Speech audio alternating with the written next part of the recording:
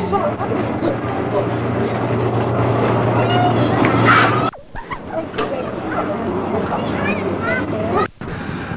the 1983 Central Coast Division Rugby League Grand Final just 24 hours away, and believe me, there's some tension building up around the town, particularly in the Gosford City area. It's Saturday afternoon right at this point in time, and we're at the Settlers Arms Tavern with quite a few people around, Townie supporters of course, and on the other side of town, Peninsula area, down Umina way, the tension also building up there fairly dramatically too. It's been a big week for both sides. Both sides have been training hard. Gosford have had three training sessions this week under their captain, coach Trevor Binskin. And by gee, I tell you what, the side really are working out well and looking good and looking as if they can go on and win this 1983 Grand Final. On the other end of the coast, Umina, we talked to Gordon Mason yesterday. On air, and in fact Gordon Mason, a very confident coach at this point in time, believes that he does have the side to go on and win the 1983 Grand Final, and on the form that they've held throughout the season, that's certainly not beyond the Umina Bunnies. Looking at the two sides, we have firstly the Gosford Townies, and some very big clashes there, one between the captain coach of the Gosford Townies, Trevor Binskin, against the in-form halfback of this year, John MacArthur, who's taken all before him and is a contender for the Sterling Medal of course this year. Again, the highest point scorer of the season in all grades, so that's some super effort from one John MacArthur. Then we have, of course, Tony Plater, who's with me right now. Tony Plater will be opposed to Jamie Thompson, lining up as the 5'8" for the Umina side. And Jamie Thompson, a very accomplished 5'8", as is also Tony Plater, the Central Coast Divisional half. Tony, how does the side shape up, and how do you think you'll go tomorrow? The side's trained very well this week, Bob, and last night was our best training run this year. And if we can hang on to the ball for 6 tackles, we can put a lot of pressure on Umina, and we think they'll crack. You were out last week, Tony, with injury. That must have been very difficult for you to watch that game from the sidelines. Yeah, I think I did it harder on the sidelines. But I've worked hard on it this week with trainer Jeff Ellis, and I've had ultrasonic treatment on it every night this week. And I'll be wearing a special brace on my shoulder to keep it in, and it's shaping up all right. Well, we won't tell the Umina supporters anything about that, will we? Keep that quiet. I'll feel it in the tackles, no. Tony, you've worked pretty hard on the injury all week, I gather. Yeah, it'll be right, 100%.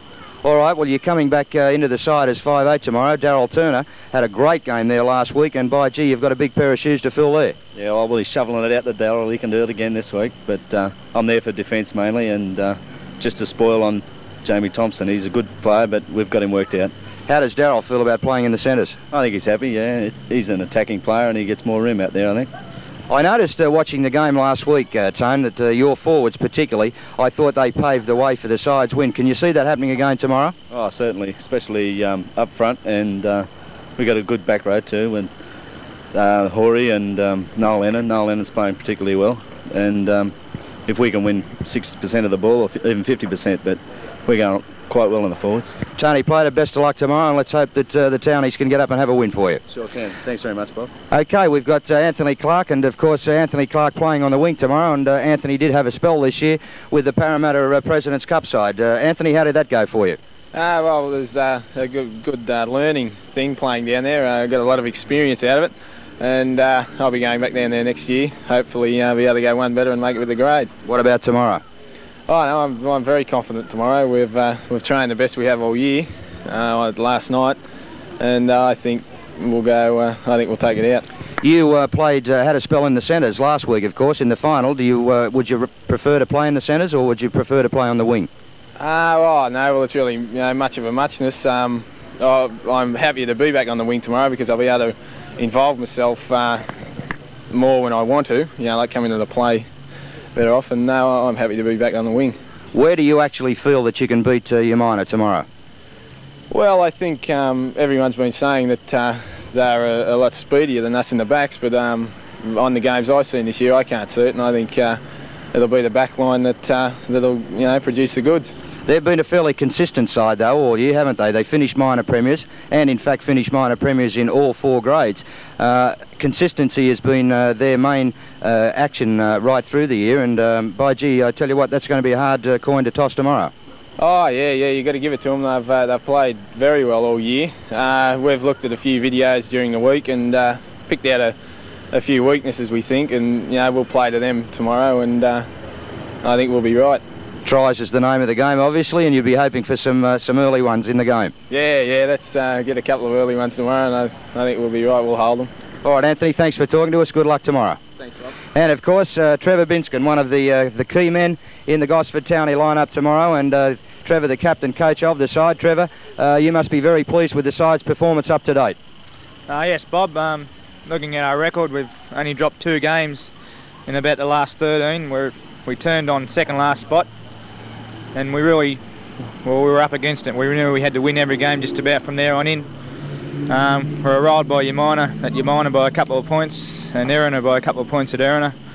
But I think consistency's certainly been one of our keynotes too. What about the record, the side's record, Trevor, against Umina this year? How does that shape up? We played them in the mud at Gosford very early when we lost 3 straight, and they beat us 7-4. That was 1 try each. And they rolled us at Umina. That was 12-8, and also that was 2 tries each, so the only goal kicking's been us in both games. Yeah, well, we did that game. We covered that game at Umina that particular day, and both Dennis Smith and myself were of the opinion that you fellas really beat yourselves that day. Yes, we got to the front early, and we thought we had them, but it's pretty hot that day, and I think we made a lot of mistakes under pressure in the second half. But we had a period there for a few weeks where we did the same, but I think from there the boys have learnt. They only put themselves under pressure, and I think they've learnt from that it's not the opposition that puts you under pressure, you put yourself under pressure, and exactly. Certainly they've played very well since then. All right, well, at 2:55 tomorrow afternoon you run on to Graham Park for your first grand final in 5 years, and you've had a couple of those under your belt. What's the feeling, the general feeling in the side, Trevor? Are they confident? Oh, we're very confident. We were going through a few records last night, and a few blokes haven't got real good records in grand final, but we certainly hope to change that. Yeah, right. Peter Hall has been a great player for the Gosford side. Will it be Peter's last game tomorrow in the grand final? Well, he walked off Lews Club Park last night, where he's trained for over 12 years, and he said, "See you later, Park. I've had you." So it certainly looks that way. Good enough. Let's hope he can go on with it, and the Townies come up and win the 1983 grand final. Okay, that's about it. That's the lineup from the Gosford side, and let's hope that we have a great Central Coast Division Rugby League grand final for 1983.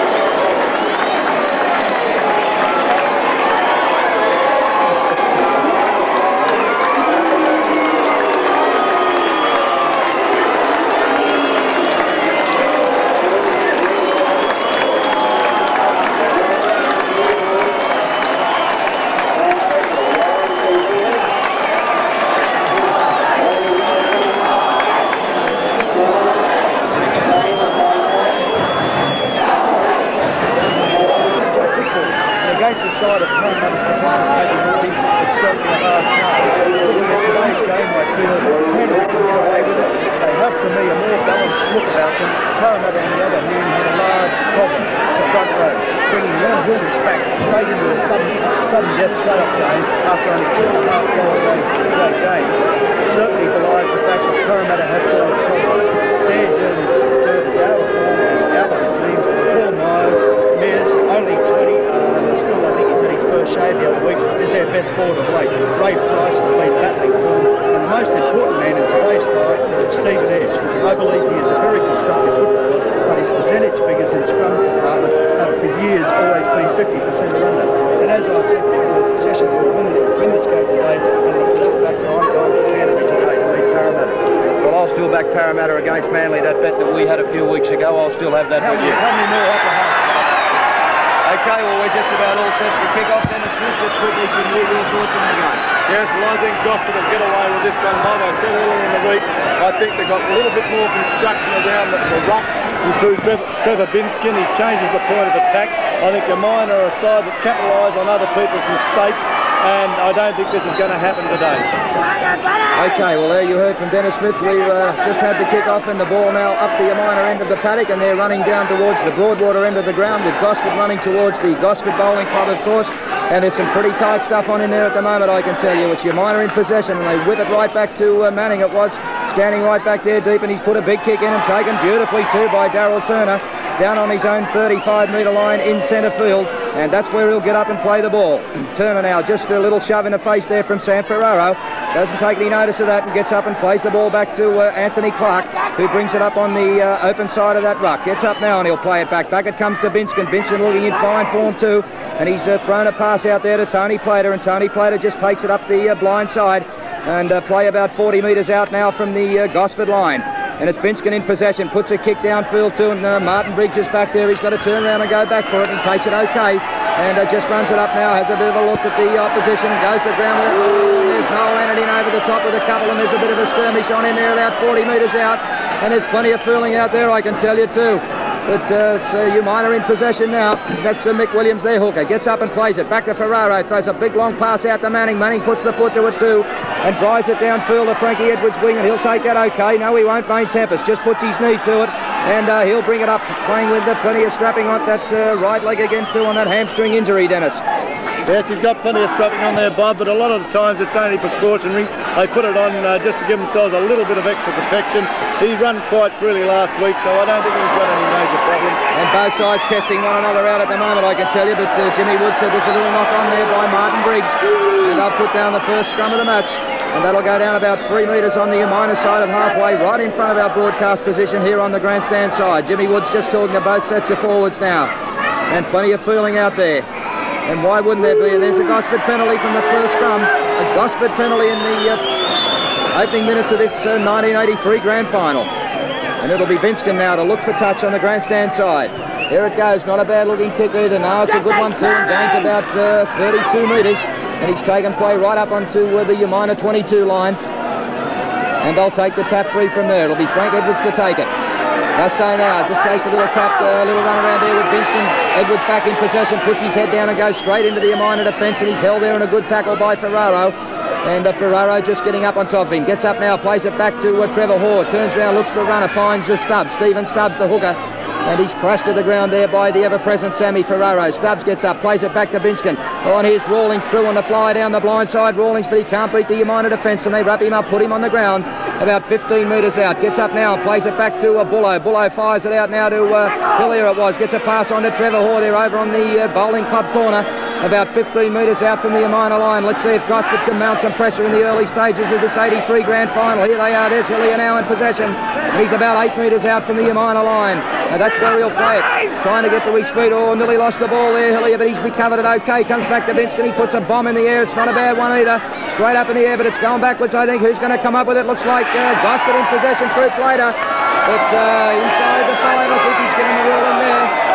And it's a penalty to Umina. They just take a quick tap through Manning, and Manning's away. No, it's not. It's Thompson, Jamie Thompson. And he's away, and he takes play down to his 22-metre line on the far side. Tackle there. Good tackle by Tony Clark it was. Gets up, plays it back. This is Leo now. Leo turns and comes back into the ruck.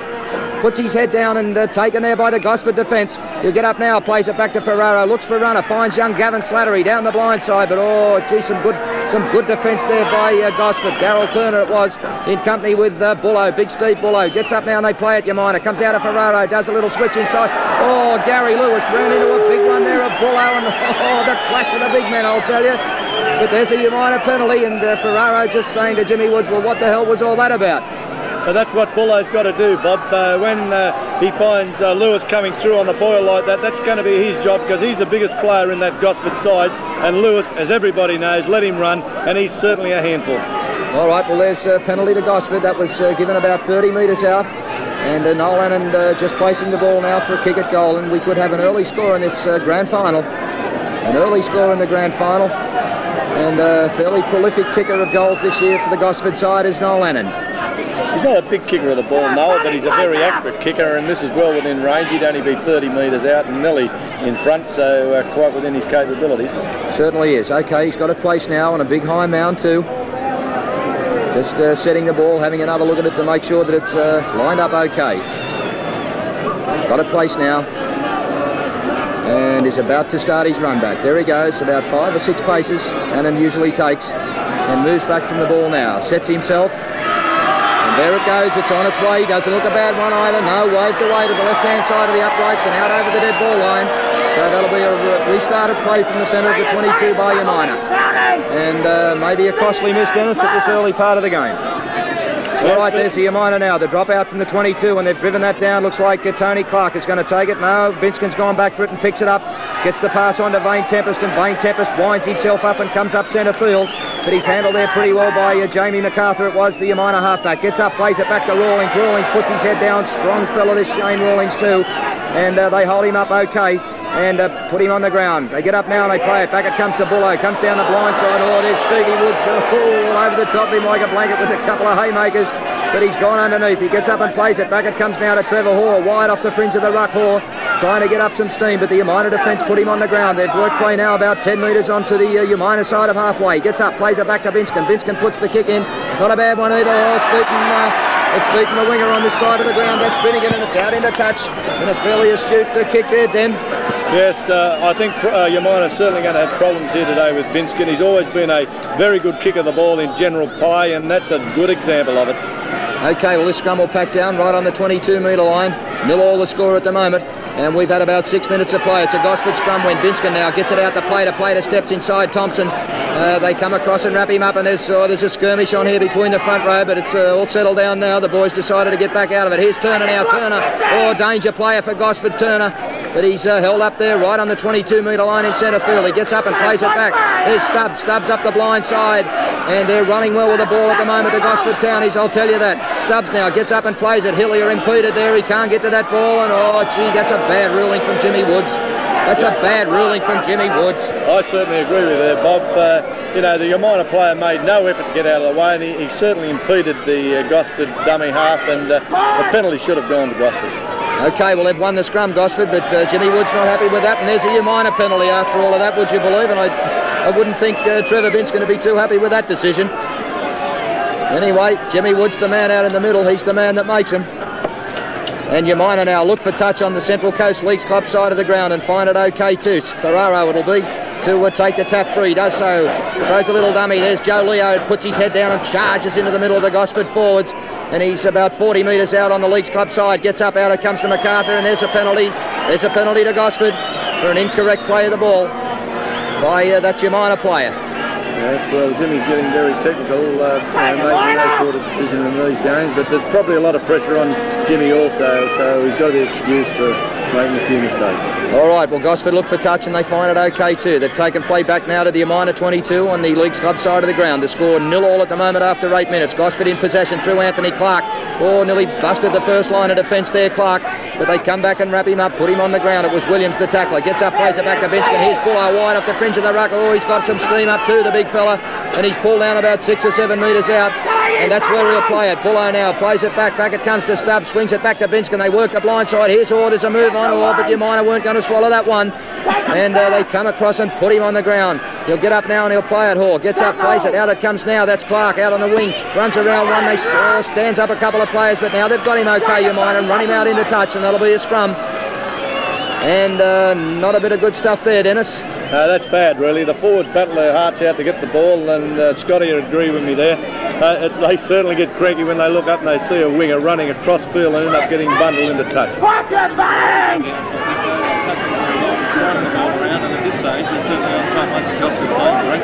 Okay, 10 metres out. This scrum will pack down from the Umina line on the Leagues Club side. Who's got it? Looks like Umina have come up with it through MacArthur. Briggs stands. Oh, gets a beautiful pass out to Thompson. Thompson now on a Billy Dance. Billy Dance streaking down the field. He's flying, looks for support. He's got Woods there, but is this Gosford defence? Oh, good stuff. Frankie Edwards and Vane Tempest. And they run him out into touch. Oh, good stuff, both sides. And Vane Tempest hurt in that tackle too, but oh, good bit of football there, Dennis. Yes, a lot of that started with Martin Briggs. He got a pass over the top to Billy Dance on the outside of him. He was actually flattened himself as he got rid of the ball, but it was a good bit of football. He lifted his hands up and got the pass behind the player, and that's very enterprising. Okay, scrum packs down 1 metre on the Gosford side of halfway, right in front of our broadcast position, and there's your minor penalty, and Trevor Binskin not happy with that. He's had a few words to say to Jimmy Woods, and so has Stephen Stubbs, the hooker. But Jimmy Woods, fairly stern look on his face too. He said, now fellas, come on, I'm making the decisions here. And that's the way that it is. And Umina will take the penalty right where that scrum packed down, about 2 metres on the Gosford side of halfway. And they'll look for touch on the grandstand side. Vane Tempest up on his feet now, heard in that tackle a little earlier. And there's the kick now, only a gain of about 10 or 12 metres. Umina's turn to attack. Let's see what they can do with the ball. 0-0 the score at the moment in this 83 grand final. There's a little run around there. There's Big Leo, puts his head down. Oh, good gain too, about 7 or 8 metres by the big front rower. And he'll get up and play it on the Gosford 22. Out it comes to Thompson. Thompson on to Mick Williams. And Mick Williams brought down in a good tackle there by Noel Annan, right in centre field, about 22 metres out. Out it comes now. Thompson works the blind, gets a little pass away there to Leo. And now it was Williams. Mick Williams it was. And Williams put on the ground. He'll get up and he'll play it. Back to Ferraro at dummy half. On to MacArthur. MacArthur on to Thompson. Serves a little pass on there to Lewis. Lewis has lost it. Put it on the ground. Knocked on and ruling there by Jimmy Woods that that forward pass, I think it was, the man was in front of the player that passed the ball. So it'll be a Gosford penalty right on the 22 in centre field. Yes, well, he did hesitate there for a while, Bob, because he thought Gosford may have gained the advantage by regaining possession, but when it didn't work out that way, he awarded the penalty. Shane Rawlings has taken the tap now, and he's worked play up about another 7 or 8 metres. Gets up, plays it back to Stubbs. Here's Hillier, straight back charges, straight back into the middle of the Umina to forwards, and they've put him on the ground. He'll get up and he'll play it back to Stubbs. Here's Bullo now on the blind side, trying to work play up. Oh, not a bad run either from the big front rower, but this Umina defence all over him like a rash at the moment. And they put him on the ground. It was Kevin Manning in company with Leo. He'll get up and play it, Bullo. Out it comes to Edwards, along the line to Binskin. Binskin gets it out to play to Beach 1, Beach 2, or throws a beautiful pass to Turner through the gap, but they've got him now, right on halfway, and a good run there and a good pass by Plater. Gets up Turner, plays it back now to Plater. On to Binskin. Binskin works the blind side, throws a pass to Edwards. It's loose on the ground, but he's picked it up okay. But they've got him wrapped up. MacArthur, the tackler, in company with Finnegan, right in front of our broadcast position. Gets up Edwards now, plays it back to Bullo. Bullo on to Binskin. Puts a little chip in over the top. Umina get underneath it.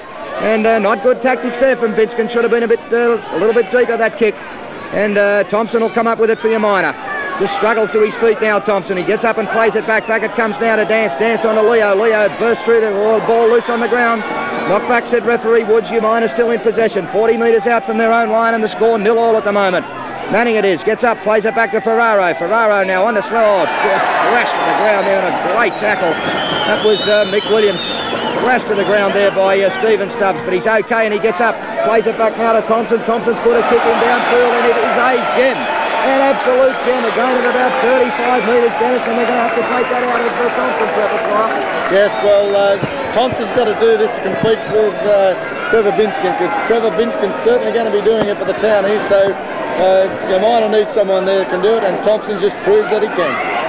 All right, well, this scrum will pack down about 10 metres out from Gosford's line on the scoreboard end. Umina win the scrum. There's MacArthur, makes that little draw, little dance, and runs into a wall of Gosford defenders. There's Shane Rawlings breaking from the scrum in company with Plater. They get up and they play it back. Back it comes to Thompson. Thompson on the Dance, and that's exactly what he does. Dances back inside, and they wrap him up. They picked him up okay. 12 metres out now, right in front of the Gosford goalpost. Here's Umina. Ferraro straight through the gap. Ferraro Gets a pass back now, back to Williams. On it goes to Woods. Woods throws a long pass out to Peters.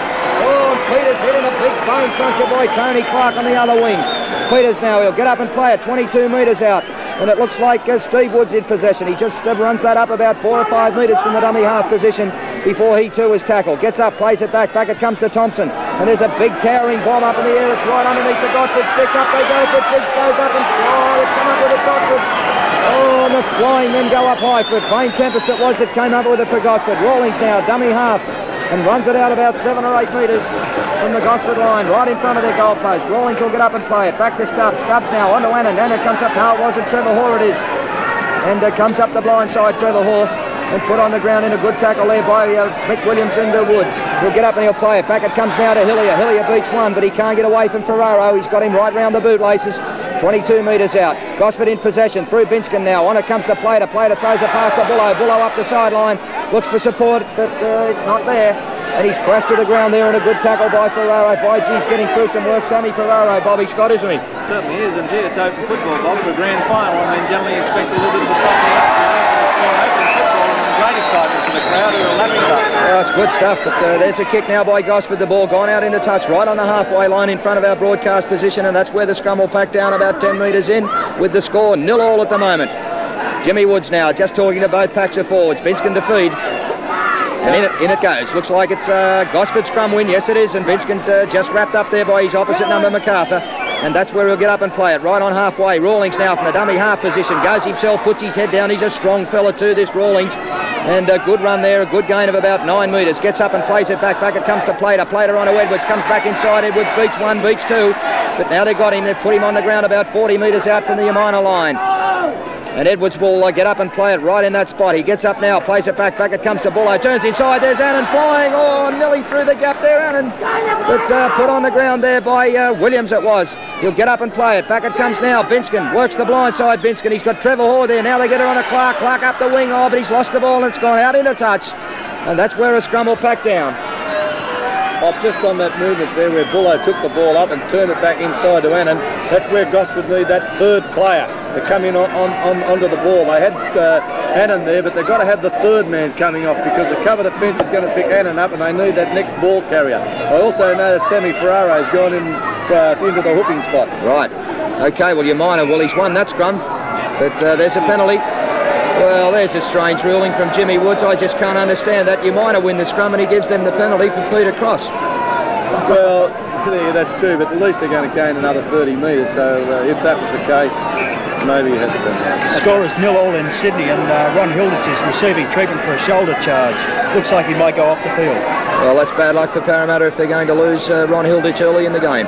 Okay, well, here's Umina in possession now, right on halfway through. Leo gets up, plays it back to, that was Ferraro, gets a little pass on to MacArthur, and he's got another little pass away there. Looked like Manning it was. Yes, it was. And he'll get up and he'll play it back. It comes now to MacArthur on to Thompson. There's Gary Lewis straight up to centre. Lewis, big strong fellow. Oh, gee, tried to slip it past to Martin Briggs, who was absolutely flying, but put on the ground. Now he'll get up Lewis, plays it back. Back it comes to Slattery. Slattery crunched to the ground there. Good tackle right around the legs by Shane Rawlings, and he's put him on the ground about 40 metres out. Ferraro now gets a pass on to Briggs. Briggs puts a little chip in over the top, but I think it's going to be too big. Yes, it is. It's too big. It's out into touch on the full. And they'll pack a scrum down 30 metres out from the Gosford line on the grandstand side with its score at the moment 0-0 in the 1983 grand final. We're going to keep this up for 80 minutes. Jesus! Good game, mate. Yeah.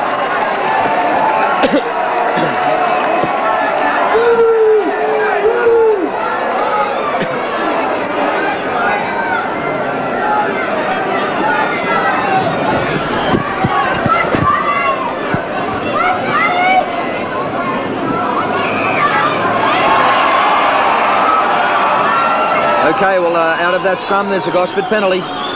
And just can't see what he awarded that for. Dennis, what was that all about? I think he penalised Thompson for indirect feeding, but there's a lot of penalties coming from the scrum, Bob. And I'm, as you know, a great believer in letting this game flow. And I think Jim would be wise to let it do the same because both sides are trying to play open football. Certainly are. Okay, well, here's Edwards now. He'll take the tap free, gets it on to Binskin. Binskin looks for Stubbs, finds him okay, gets a pass to Hillier. And Hillier just puts his head down, goes straight up the centre. They're 45 metres out from their own line. Gosford now right in centre field. There's Plater now. now, gets a pass on to Annan, just wide off the fringe of the ruck, Annan. But there's the ever-present Sammy Ferraro and Kevin Manning, and they wrap him up, put him on the ground in a good tackle. Annan now gets up, plays it back to Stubbs. Stubbs, Bullo turns it to Bullo. Bullo turns it back inside to Rawlings. It's Stubbs back there throwing this ball everywhere. Gosford, there's Benson, gets a pass out now to Turner. Turner absolutely flying, looks for Edwards. Oh, and Frozy, but dreadful pass that Edwards had no chance in the wide world of holding. And it's gone to ground, and that'll be a knock on, and there's a touch judge in. No, there's a replacement going on, I think, is there. Just can't work it. No, Warren Lewis is going to get the ball. Gary Lewis, Johnny Jacobson, the touch judge, in from this side of the ground, the grandstand side, just talking to referee Woods at the moment. And they've pulled Gary Lewis out. I just didn't see the incident. Dennis, did you? No, either did I, but that was quite an enterprising move by Gosford there. It's the first time that the minor fence has really been opened up, and who was the bloke to find it? Well, Binskin and Trevor Binskin and Darryl Turner, and by gee, hasn't he come of age the last 3 or 4 weeks as a footballer, Darryl Turner? Seems to be playing with a lot more determination and aggression than what he has been in the past. Well, obviously Johnny Jacobson saw something that we didn't, that happened in that phase of play right on the halfway line, because that's where Jimmy Woods has taken the play back to and awarded a Gosford penalty. Bobby Scott, did you pick that up at all? No, I didn't, but it was after the kick, and I followed the kick through and didn't see what happened, but obviously with the Gosford player down, something happened in back play, and one of the touch judges has run in to report it. Gee, it's an open game of football, Bob. For a grand final, then you have a softening up period, but they can't keep this up for 80 minutes. Well, if they do, it's 400 mile an hour. I don't know what's going to happen to my voice at the end of 80 minutes. But anyway, there's the Gosford penalty now being awarded. Right in centre field, Shane Rawlings just takes the tap free, puts his head down and goes straight up. Oh, he's a strong fellow. He's busted away from Sammy Ferraro there, but now they come across and put him down right in centre field, but he's gained about 10 or 12 metres. Gets up, plays it back now to Bullo. Bullo up the blind side of that ruck, stands in the tackle, throws away a couple of your minor defenders and gets the ball on a Plater. And Plater tries to go on with it, but Gary Lewis comes across and puts him on the ground in company with MacArthur. Gets up, plays it back to Edwards. He gets a pass back into Warren Hillier, it was, on the blind side, and Hillier put on the ground. Another good tackle there from Finnegan. He gets up and plays it back to Binskin. Binskin's got Vane Tempest up there from fullback. And as Ferraro comes across, puts him on the ground in a good bootlace tackle. Vane Tempest will get up and he'll play it right in centre field, 30 metres out, 40 metres out from the Umina line. There's Rawlings with the ball now, right over on the Leeds Club side. And Rawlings put on the ground, hit in a good tackle by Steve Woods. Gosford in possession. They get up, play it back. Back it comes to Bullo. And Bullo, the big front row forward, just does a little tap kick there and puts it out into touch. And that's where the scrum will go down. And that scrum will pack down 30 metres out from the Umina line on the Leeds Club side. The score at the moment, 0-0 in the 83 grand final, and what a great game of football it's been up to date. Okay, in it goes now. Binskin, that's a Gosford scrum win, and there's Clark. Took the pass off Binskin, beautiful, coming in off the wing. And he's run that play across now in centre field. He'll get up and play it, Clark. Plays it now out, it comes to Binskin, looks for a runner. He's got Peter Hall there, but the ball knocked on, and Umina have come up with it. And a chance gone begging there for Gosford. They had about 4 men outside. But Umina in possession in centre field. There's Kevin Manning. Runs from dummy half and just puts his head down a gain of about 7 or 8 metres. Crashed to the ground there by Rawlings and Noel Annan. Gets up, plays it back now. Back it comes to Ferraro. Ferraro on to MacArthur. MacArthur throws a pass to Leo, standing out in the centres. The big front rower. He's put on the ground there by Warren Hillier. He'll get up and play it. Back now. MacArthur at dummy half on to Ferraro, standing on the blind side. He's got Warren Peters out there. Oh, he's run around Warren Peters. He's nearly away. Now he gets a pass back inside to MacArthur. MacArthur shows it and comes back inside. But Gosford not having any of that, and they wrap him up, put him on the ground nice and tight. 40 metres out from the Umina line on the Leeds Club side, and the score 0-0. Here's Thompson now, the 5'8" little chip through, but it's going to be taken beautifully by Turner. And Turner dived absolutely full length to take that ball in centre field. Plater, dummy half, gets it on to Stubbs. Stubbs up the blind side. And hit in a good tackle there too. Looked like Kevin Manning it was, in company with Billy Dance. He'll get up and he'll play it. Binskin this time at dummy half, gets it on to Bullo. Comes back inside Bullo. And just quite happy to go to ground with that after being tackled by Billy Dance. Gets up and plays it back to Annan. Gets it on to Binskin. Binskin on to Plater. Plater turns back, steps off the right foot and comes back inside. 40 metres out in centre field. He'll get up now, Plater. Plays it back to Edwards. There's Binskin. Looks for the line. Looks for touch on the far side of the ground. It's not a bad looking. Oh, it's a beauty. It is a Binskin special. And that ball into touch about 10 metres out from the Umina line on the Leeds Club side. Oh, it's 400 mile an hour, Dennis. Yes, well, before the game, Bob, you spoke about Umina's condition. They've only had a couple of games in the last 5 weeks in this heat, and the speed that this game's being played at. Can their condition hold? Well, that remains to be seen what happens at the end of 80 minutes, but they've come up with that scrum, I think. No, Jimmy Wood's not happy with it again. It's packed down about 6 metres out from the Umina line. in the bowling club corner. Lee's club side, of course. And Jimmy Wood said we'll have that fed again. MacArthur now getting set. Okay, in it goes. Who's got it? Looks like you might have come up with it, but it's a Gosford penalty for an incorrect feed against MacArthur. What are the scrums and penalties, Dan, at this stage? There's plenty of them. Yes, well, the scrums favour Gosford 4-2 and the penalties favour Gosford 6-4. So everything going their way at this present, but the score's still 0-all. Okay, the score 0-all. Here's Gosford now. They'll take the tap free. Jimmy Wood's just waving your minor side. Back on side. Who's got it? Looks like Bullow's come up with it. Yes, he has, and he goes down the blind side, Bullow. And there'll be a set move on here from Gosford, I'm sure. Plays it back now. Back it comes. Binskin. Oh, Binskin, and Briggs through on Binskin like a tank. Oh, and he hit him in a big bone jarrer, but Binskin okay. He'll get up and he'll play it to Vane Tempest. Gets it on to Hall. Hall comes back inside, straight up the middle, Trevor Hall. But they've got him now about 5 metres out from the Umina line. Trevor Hall now gets up and plays it, swings it out wide to Binskin. Binskin now on a plater, looks for a runner. He's picked up Peter Hall, comes back inside Peter Hall. But it was Ferraro right around the bootlaces and Kevin Manning over the top, and they put him on the ground. 10 metres out from the Umina line. Binskin in possession, gets it on a Plater. Plater works it upfield and can't get his arms free to get that pass away, and he too was put on the ground. 12 metres out now from the Umina line. They swing it out it comes to Binskin, puts it in the air, Binskin, and it's not a bad looking one. They go up, but oh, there's players everywhere. Oh, Briggs has taken it beautifully though. Martin Briggs in the air. And, gee, Dennis, how many times have we seen him do that? Yes, well, both fullbacks have had a bit of pressure put on them so far, Bob, and they've both come up trumps. So both sides are eager to win at this stage. It's certainly saved today for Umina because they're back in possession through their big front row forward, Joe Leo, and they've worked play up now about 12 metres out. And here's, looks like Williams, is it? Williams, Mick Williams. And just made a little run there from dummy half, a gain of about 7 or 8 metres before he's tackled by Stubbs. Gets up and plays it back. Back it comes to Thompson. He's put his foot to it too, and he's driven it right back to Vane Tempest, right in centre field. Took it beautifully. Now he winds up. He's going to come upfield and he runs straight into the Umina defence. And only a youngster too, I believe the youngest player ever to play in a Central Coast Division Grand Final at 16 years of age, or might have just turned 17. But here's Gosford on the boil. Darryl Turner looks for support. He's got out and inside, gets the pass away. Oh, but look at the Umina defence. And there's a Gosford penalty. A Gosford penalty, and I just can't work out what that ruling is from Jimmy Woods. He was penalised for tackling Noel Lannon actually before he had the ball. That's what he got him for. But I would have done exactly the same thing. What do you reckon, Scotty?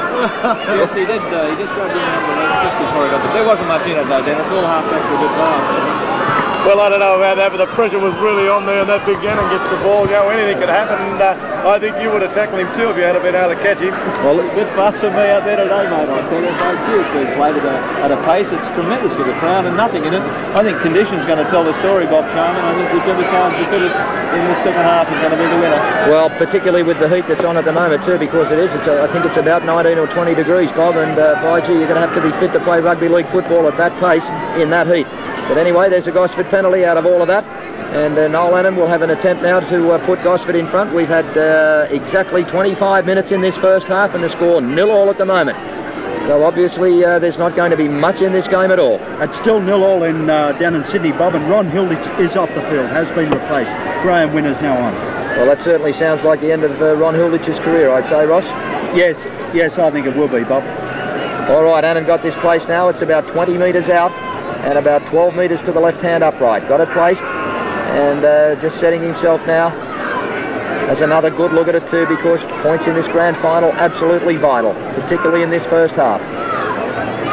Okay, got it set now. Moves back.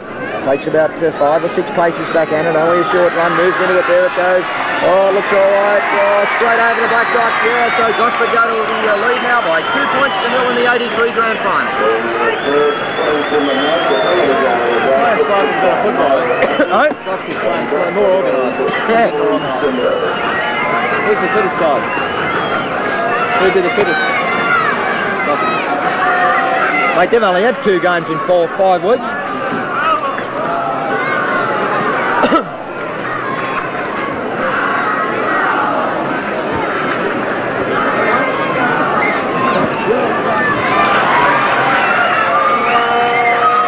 Gosford in possession through Plater from that kick-off, and just taken that and run it up just over his own 22-metre line, and that's where he'll play it. Gets up now, gets it back to Clark. Clark comes in from the wing. and just runs it up the blind side of the ruck, makes a gain of about 5 or 6 metres before his tackle. Here's Rawlings now in possession, gets it on to Annan. Oh, Annan beats the tackle of Ferraro, but he can't get away from Steve Woods. Steve Woods wraps him up and puts him on the ground 40 metres out from the Gosford line. He'll get up now and he'll play it. Back it comes to Binskin, a little run around there with Horn. There's Edwards. Oh, Edwards flying, but Gary Lewis has got him, puts him on the ground in company with Ferraro, and Edwards will play it now 40 metres out in centre field. Gets the ball back to Plater. Plater looks for the line too. It's going to be a good kick too if it's got the legs. Oh, it's a beauty. It is a beauty. That's a gain of about some 45 metres, and by gee, that's the easy way to do it, Dennis. That's certainly the easy way to do it, and if they continue to do this in the second half, when they start to run out of a bit of puff, they're going to make it hard for Umina. But Umina have proved that when they get the opportunity to kick the ball, they can find the line also. Well, obviously Gosford tactics are fairly easy to work out here, run the big men around, but there's the scrum packing down now, and it's Gosford. They've won the scrum okay. There's Rawlings passing the scrum, stands in the tackle. Oh, just couldn't unload that ball, and they're about 12 metres out now, Gosford. Here they go. There's Binskin at dummy half, gets it out to Plater. Plater on to Trevor Hoare, steps back inside. Hoare looks for support, had a runner there. There's Edwards now, gets it back to Plater again, gets it out now to Vane Tempest. Vane Tempest looks for runner, goes himself. Oh, and I think he's lost it, has it? No, Steve Woods wrapped him up in a good tackle, and he'll get up and play it. And they go from dummy half. Darryl Turner now goes round the blind side, and he's put on the ground about 5 metres out from the Umina line, and the Bunnies under some real pressure here at the moment. Gosford in possession. Plater's got it. Out it comes to Binskin. Shapes the pass inside, but gets it on to Edwards on the outside, and they wrap him up there. It was Mickey Williams. He'll get up and he'll play it. Now it comes back to Binskin. Binskin on to Hoare, and Hoare's put it on the ground. It's been knocked back, I think. No, that'll be a knock-on rule by Jimmy Woods. 22 metres out from the Umina line, right in front of the goalpost, and the score 2-0 in favour of Gosford. Up to this stage, it's really looked all Gosford, Bob, haven't they? They've really put the pressure up to Umina, and when Umina's had the ball, they haven't looked all that impressive with it. I feel at this stage that Gosford certainly looking the better side. Well, they're displaying a lot more. Oh, here's Binskin now, breaks from that scrum, shows the dummy, goes himself. Binskin, oh, he's pulled down about 5 metres out. And by gee, Umina under some pressure. Gets up Binskin, plays it back to Plater. Plater now makes a dart for the line, and he's pulled down about 3 metres out. He'll get up and he'll play it back to Vane Tempest. Out it comes to Stubbs. Stubbs shapes the pass, goes himself back inside. Stubbs, and he's caught about a metre out from the goal line. 1 metre out from the goal line, and by gee, the Bunnies defending for dear life. Here it comes now out of Bullo. He turns it back inside. The ball's loose on the ground. Edwards picks it up, gets it back to Turner. Turner comes back inside. Beats one, beats two, throws it on. He goes himself, Turner, and pulled down about 3 metres out. One more pass, and there could have been a try on, but it's Gosford again. It's big Trevor Hoare on the boil. And look at this Umina defence now, pulled down. Oh, gee, they're everywhere. Umina defenders everywhere. 3 metres out they are, Gosford at the moment. They'll get up and they'll play it. Out it comes to Binskin. Left foot kick in the air. Up it goes. It's not a good one, though. They all go up from there. So, Briggs takes it beautifully, but the ball's loose. Peter Hall's got it. That'll be 6 more tackles. 6 more tackles for Gosford. They get up and play it. Back it comes to Stubbs, but he can't unload. Stubbs are about 10 metres out from the Umina line. If they throw this ball wide, there could be anything on. There's Rawlings. Rawlings now puts his head down, 7 or 8 metres out from Umina's line, and they're lined out everywhere. Here it comes, Bullo. Bullo now shows the ball, and it's, who is it? No, it's loose on the ground, and opportunity went begging there because that man was in front of the man that threw the pass. And by gee, Dennis had thrown that ball wide. Gosford, there could have been anything on there. A little bit of inexperience there.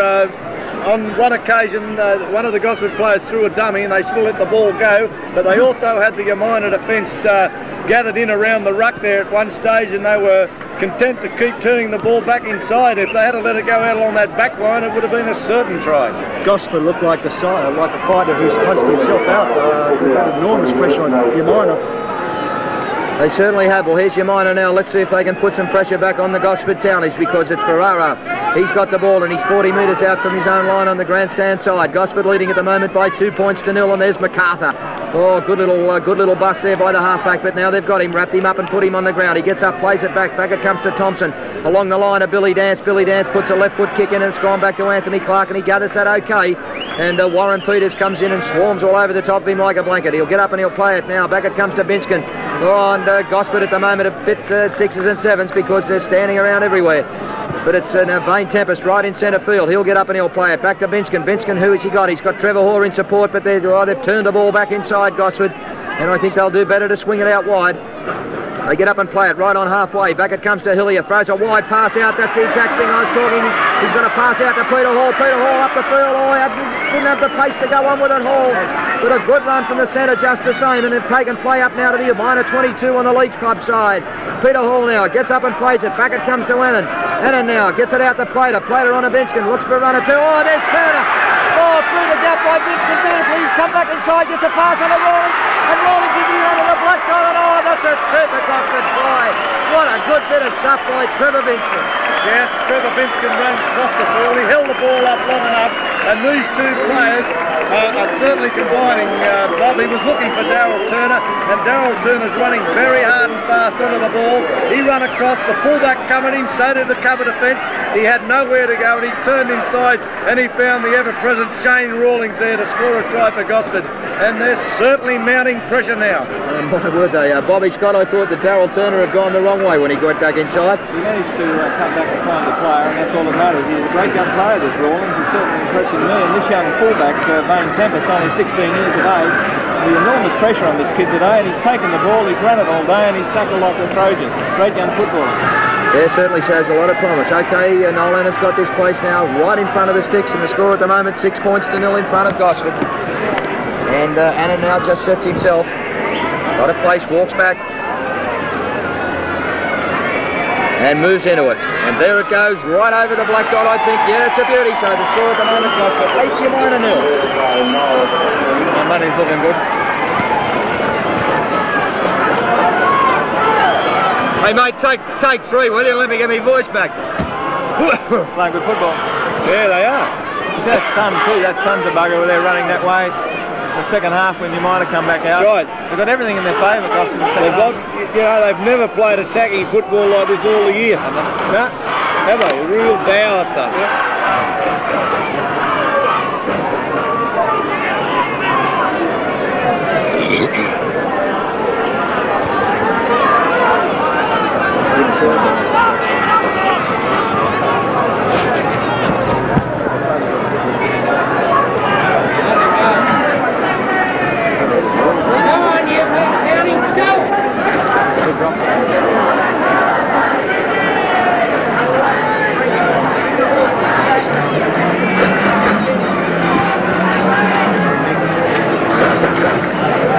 Gosford in possession now through Trevor Hoare. They're about 35 metres out from their own line. He gets up and plays it. There's Binskin, looks for the line too. Oh, it's not a bad looking kick. Finnegan's gone back for it. He's taken it about half a metre inside from touch.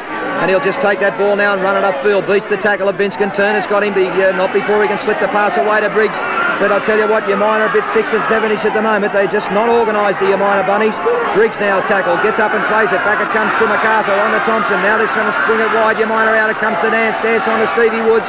Oh, but look at this Gosford defence all over Steve Woods like a blanket. And he'll play it now about 10 metres on the Gosford side of halfway. And here's Peter Hall coming from the field. Must have been injured in that tackle right over on the far side just a few moments ago. And Peter Hall, sadly, off the field in probably what is his last game for the Gosford Townies. And in Sydney, Bob, Parramatta have scored the first try, 6 points to 0. Brad Williams, the replacement winger, is over.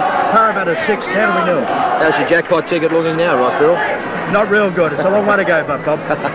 Peter Hall, I'd say, he's damaged ribs, Bob, by the looks of him. He's holding his rib cage, so he's probably torn cartilage or broken a few ribs. It'd take a lot to make Peter Hall come off in the grand final. All right, well, it's Peter Hall off, and Kim Channels is the replacement player going on for the Gosford side, and there's a penalty to Umina out of that scrum on the other side, and they'll kick for touch from the position about 10 metres on the Gosford side of halfway, and they'll look for touch right down in the turnstile gate area in that corner. Okay, they take the kick now, and not a bad looking kick, gains about, about 18 metres, and that's where they'll take the tap free from, through Sammy Ferraro. Ferraro now does so. There's a little run around with MacArthur, gets the ball back, the ball's everywhere. There's Peters in from the wing, and Peters really doesn't know what it's all about at this stage.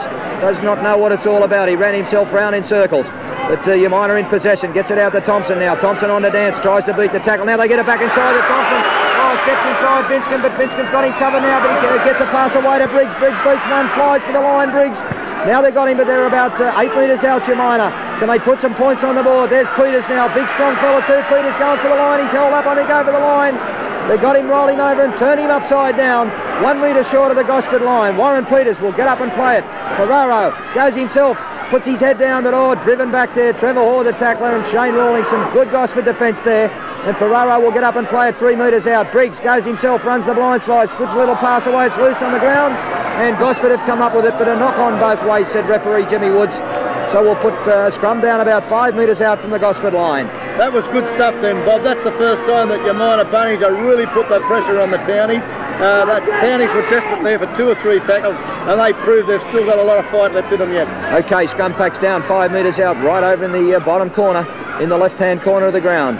Jimmy Woods just talking to both sets of forwards at the moment, just trying to screw the scrum around straight, and it'll be a Binskin feed. In it goes. Looks like Gosford have come up. Yeah, Binskin comes round the open side, throws the dummy, but he can't beat the tackle of Thompson. And Thompson wraps him up and puts him on the ground, and Binskin said, well, where did he come from? But he gets up and plays it back to Channels. Channels goes one way from dummy half and then comes back the other. And they've wrapped him up okay. No, it wasn't. It was Williams, the tackler. He gets up now, plays it back. There's Trevor Hoare standing wide off the fringe of the ruck. Hoare makes a gain of about 7 or 8 metres. Right in centre field, and they're 20 metres out from their own line, right in front of the goalpost. There's a big long pass out now, goes out to Turner. Turner switches play, comes back the other way. Oh, just pushed Williams off. Now he gets it out to Binskin. Binskin's got Channels outside him. He goes up the wing. Channels, but they come across Warren Peters it was, and just flung him to the ground there on the other side, 35 metres out from the Gosford line. They're throwing this ball around everywhere, the Townies. There's Hillier now, wide off the fringe of the ruck, Hillier, and put on the ground. Good tackle, Kevin Manning it was, in company with Joe Leo. He'll get up and he'll play it. Back it comes to Stubbs. Stubbs on to Binskin. Binskin puts a little right foot kick to it. It's come off a Umina player. Gosford there. Oh, good stuff, Gosford, and picked that ball up okay, but I think Jimmy Woods has ruled a knock on, has he? And we'll pack down a scrum 40 metres out from the Gosford line on the Leagues Club side of the ground. No? There's a changeover, Bob. Changeover in possession. Yeah, he said it was charged down and Binskin got the ball back. Okay, well, we got that sorted out. There's Billy Dance. Billy Dance gets a pass on now. Now he gets it on to Williams. Williams puts his head down, goes straight up the centre. Umina in possession, 30 metres out, and they need some points. Desperate at the moment. We're nearly to half-time. There's Lewis, slips it to Ferraro. Ferraro now gets it on to Finnegan. Finnegan on to Peters. Peters is absolutely flying down the wall. Tackle. Beautiful tackle. What a try-saving tackle, but there's Umina now from dummy half, and I think they're over. Umina over in the corner, and I think that was Finnegan, the winger from this side of the ground, Dennis. Yes, it was a quick bit of thinking by Finnegan. If it was Finnegan, he went into dummy half, and he must have only had about a metre to spare on the blind side, and he's gone down the blind side and dived for the line. Probably Gosford just relaxed for a moment and thought that he was going to turn the ball back inside, but he had the brains to go for the corner. It resulted in a 4-pointer. And didn't they need it? 8 points to 4, and by gee, Bobby Scott, it's good stuff, isn't it? Yeah, so that'll give Umina a lot of heart. They've been not putting it together. They certainly didn't have to see where it's gone in the corner. What about that tackle? Tremendous. The guy, he's got one guy, just like 1 inch from the line. Great bit of football. Certainly got the crowd to line. Umina support. And Vane Tempest, I notice, at the moment over in that corner receiving treatment from the Gosford trainer, but he's on his feet, he looks okay. And gee, to stop Warren Peters going at that pace is certainly something. Okay, they've got the ball placed now, MacArthur for the attempted conversion. 8 points to 4 at the moment. Can he put it over? By gee, we've got a game of rugby league on our hands here in this 83 grand final. There goes the kick, not a bad looking one either. Waved away, so the score at the moment, Gosford 8 Umina 4. Oh, super. I thought he was home for all money, Peters. I thought he walked straight over the top of him. Yeah, well, he was wound up one. He was going downhill too. Look. The old Clive Churchill, that sort of tackle do, couldn't he? Put a bit of interest back in the game, right?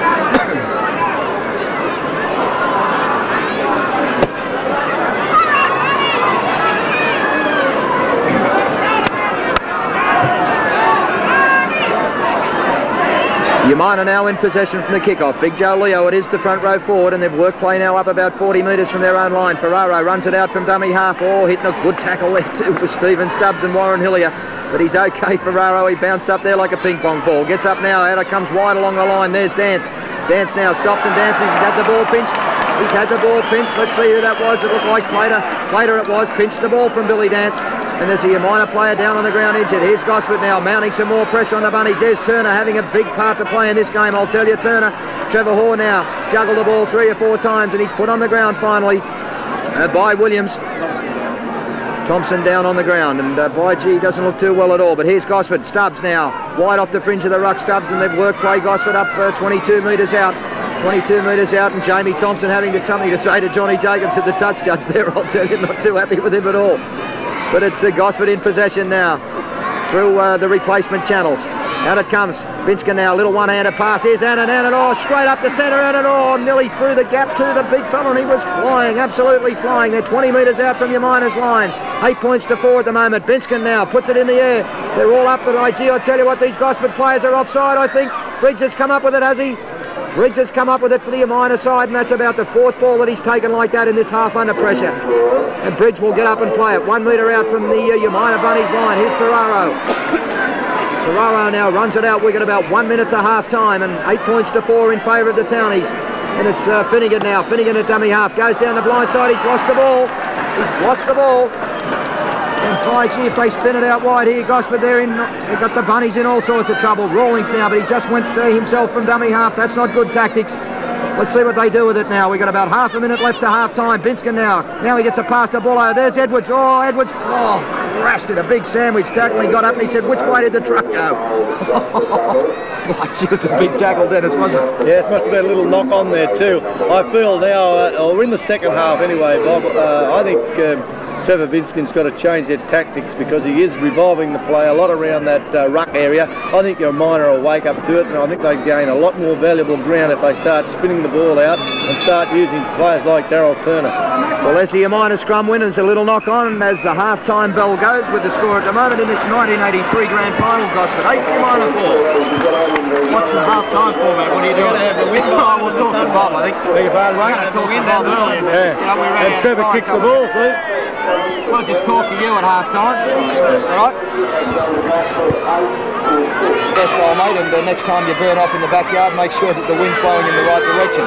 Also, if you are listening down at Bondi, Mum, I know you had a fairly bad time yesterday afternoon, and they did put you in the hospital for a while, so if you are listening, sweetheart, all the best, and I can assure you that everybody up here in the family is thinking about you. Okay, well, the Gosford Townies back on the field, Jimmy Woods back on the field, and Umina just about...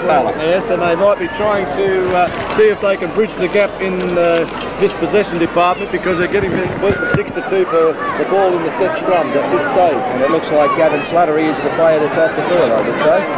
Mick Williams is out there in 12. Gavin Slattery would be off, I would think. And by gee, we're all set for an electrifying second half, I can tell you that. That's if my voice holds out. It has been 100 mile an hour.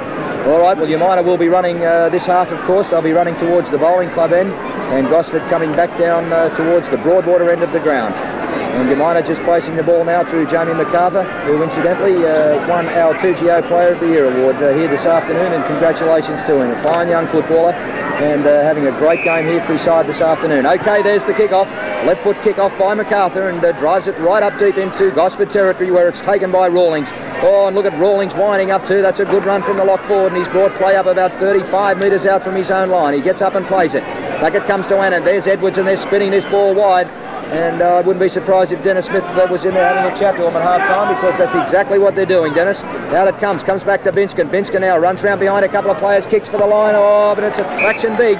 It's about a foot too big, and it's scrum will pack down right back where he kicked that ball from. And the scrum will pack down right on the 22-metre line in centre field on Gosford's end of the ground with a score 8-4 in the 1983 grand final. And it'll be a MacArthur feed for Umina. Got it set now. Trying to clear a tunnel. There it goes. Umina come up with it. There's Thompson. Comes round the blind side. Gets it on the Briggs. Briggs now wrapped up in a good tackle by Vane Tempest. And having a good game for the Gosford Townies is Vane Tempest. He gets up and plays it. Back it comes now to Peters. Peters puts his head down and goes back the open side and runs it up about 19 metres out from the Gosford line. Peters now gets up and plays it back to Ferraro. Decides to go himself. Runs across to the open. He's got Manning there. Manning comes back inside and takes the pass that he's put on the ground there by Stephen Bullo. And Stephen Stubbs gets up and plays it. Here's MacArthur now. MacArthur up the blind side, flying and stretched right out, but he's brought down about 7 or 8 metres out. He gets up and plays it though, back to Ferraro. Ferraro throws it up, he goes himself, puts his head down. Oh, gee, was nearly through the gap there, Ferraro. And what's all that about? What's happened there, Jimmy Woods? Penalised Gosford for being inside the 5 metres. Right in front of the sticks, would you believe?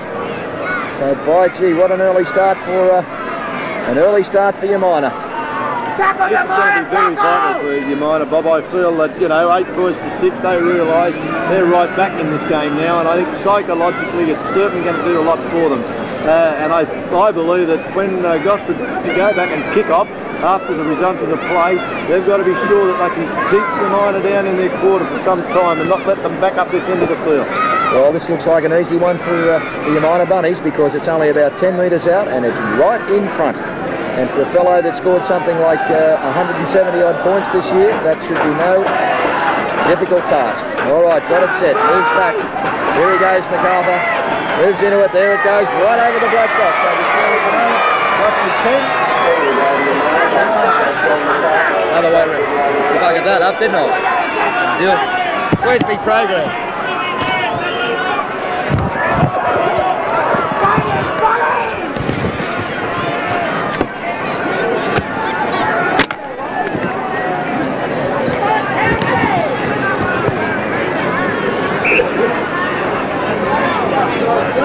Yeah, let's get that score right. I've just got the calculator out, Dave Harrison. 8 points to 6 in favour of Gosford. And it's Umina in possession now, 12 metres out from their own line, right in front of the goalpost. And Finnegan brought down in a good tackle too, but they get up and they'll play it. Back to Billy Dance now. Billy Dance puts his head down and comes up the blind side. And crunched in a good tackle there by Shane Rawlings. He'll get up and he'll play it back to Cole Taylor. Cole Taylor now just skirts wide of the fringe of the ruck, but there's Rawlings now in over, straight over the top of him. Taken high by Rawlings and low by Hillier. Gets up Taylor now, plays it back to Ferraro. Ferraro onto Thompson, puts his right foot to it and drives it back up into Gosford territory. Binskin's gone back for it and so has Vane Tempest, and it's stood on its end. Vane Tempest now going back for it. Oh, he's made a meal of it, but it's knocked back. And that's probably the first mistake the young fella's made today, but they've got him wrapped up. Steve Woods, the tackler that put him on the ground. No, it wasn't, it was MacArthur. He gets up now, Vane Tempest, plays it back to Edwards. Edwards goes down the blind side himself. And they're about 35 metres out now from their own line, Gosford. Bullow at dummy half, stands, turns, goes back inside Bullow. Oh, and a good run too from the big prop forward, made a gain of about 9 or 10 metres before he's tackled by Ferraro. Right around the bootlaces, gets up and plays it back. Back it comes to Binskin. Binskin's turn to kick this time. He's driven it right down. It's a beauty too. Oh, it's come back in field though, and Briggs has got it covered, and Briggs will run it upfield now. He's going to have a bit of a look. Briggs turns back, comes back the other way, and they've got him now wrapped up. That was Annan. Annan came across with the Plato and put him on the ground right in centre field, 35 metres out. The score at the moment, 8 points to 6 in favour of Gosford. And it's Umina in possession. Finnegan's got it, runs wide, tries to beat the tackle of Hall, but Hall comes over him like a blanket and puts him on the ground. 40 metres out from the Umina line on the Leagues Club side. Up they go now, Umina. Lewis has got it, gets it on to MacArthur, shapes to pass, hangs on. Now he throws a pass out to Dance. Dance gets it onto Wood. He's got Peters there. Peters, should have come inside Peters, but he really didn't know what that was all about. Should have come inside there. And Woods has been tackled and has gone to ground with the ball. MacArthur now spins it out to Thompson. Thompson gets it onto Leo. Leo's busted him through up the centre. Gets a pass out now to Briggs. Briggs, it's loose on the ground. Oh, picked up there by Bullow, but he can't handle it either, and knock on both ways. And that could have developed into anything. And we'll put down a scrum now. Let me see, 40 metres out on the Umina end of the ground. It'll be interesting to see, Dennis, what happens here with Cole Taylor on the field, hooking for the Umina side. He won the first scrum. Okay, down they go. 40 metres out. Binskin to feed. Jimmy Woods just trying to clear a tunnel there. Looks like Gosford have come up with it. Yes, they do. Binskin just goes back for it, and MacArthur wraps him up. But there's... what was that for? He penalised MacArthur for not retiring. Not retiring behind the pack, and there's a Gosford penalty. So let's see if they can mount some pressure here, the Gosford Townies. They lead 8 points to 6 at the moment. And there's Binskin, looks for touch on the far side of the ground, finds it too okay, and that's going to take play about 22 metres out from Umina's line. And it'll be Frank Edwards, I think, to take the tap. No, it won't. It'll be Trevor Binskin, the captain coach. Puts it down now. Here it goes, just getting you set. There's a move on Jimmy Woods, just waving Umina back to 10. Binskin now does a little run around. There's Edwards. Edwards in from the wing too, straight down centre field. He's a strong player too, Frank Edwards. But they've got him wrapped up and put him on the ground, 20 metres out from the Umina line. And they've got to put on the super defence here now, Umina. Here's Gosford now in possession through Bullow. Goes down the blind side, throws a dreadful pass. It's loose on the ground. Binskin does the smart thing and just rolls over it. And there's a knock-on rule there. A knock-on rule there against Binskin. And we'll put down another scrum right in centre field on the 22-metre line. 8 points to 6 in favour of the Gosford Townies in the 83 grand final. In it goes, MacArthur to feed. Gosford come up with it through Binskin, goes the blind side, shapes the pass, throws a dummy, goes himself, and Ferraro's got him, breaks from the scrum. Ferraro has got him wrapped up and the ball's loose, and there's a Gosford penalty. And that's against Ferraro. Ferraro for trying to reach the ball out of Binskin's hands. And Dennis, I really don't know about that one. Well, look, I did give it away just at this moment, but what I seen, I didn't read it that way. But Scotty's always on the defence for the referees here. He might have had his own.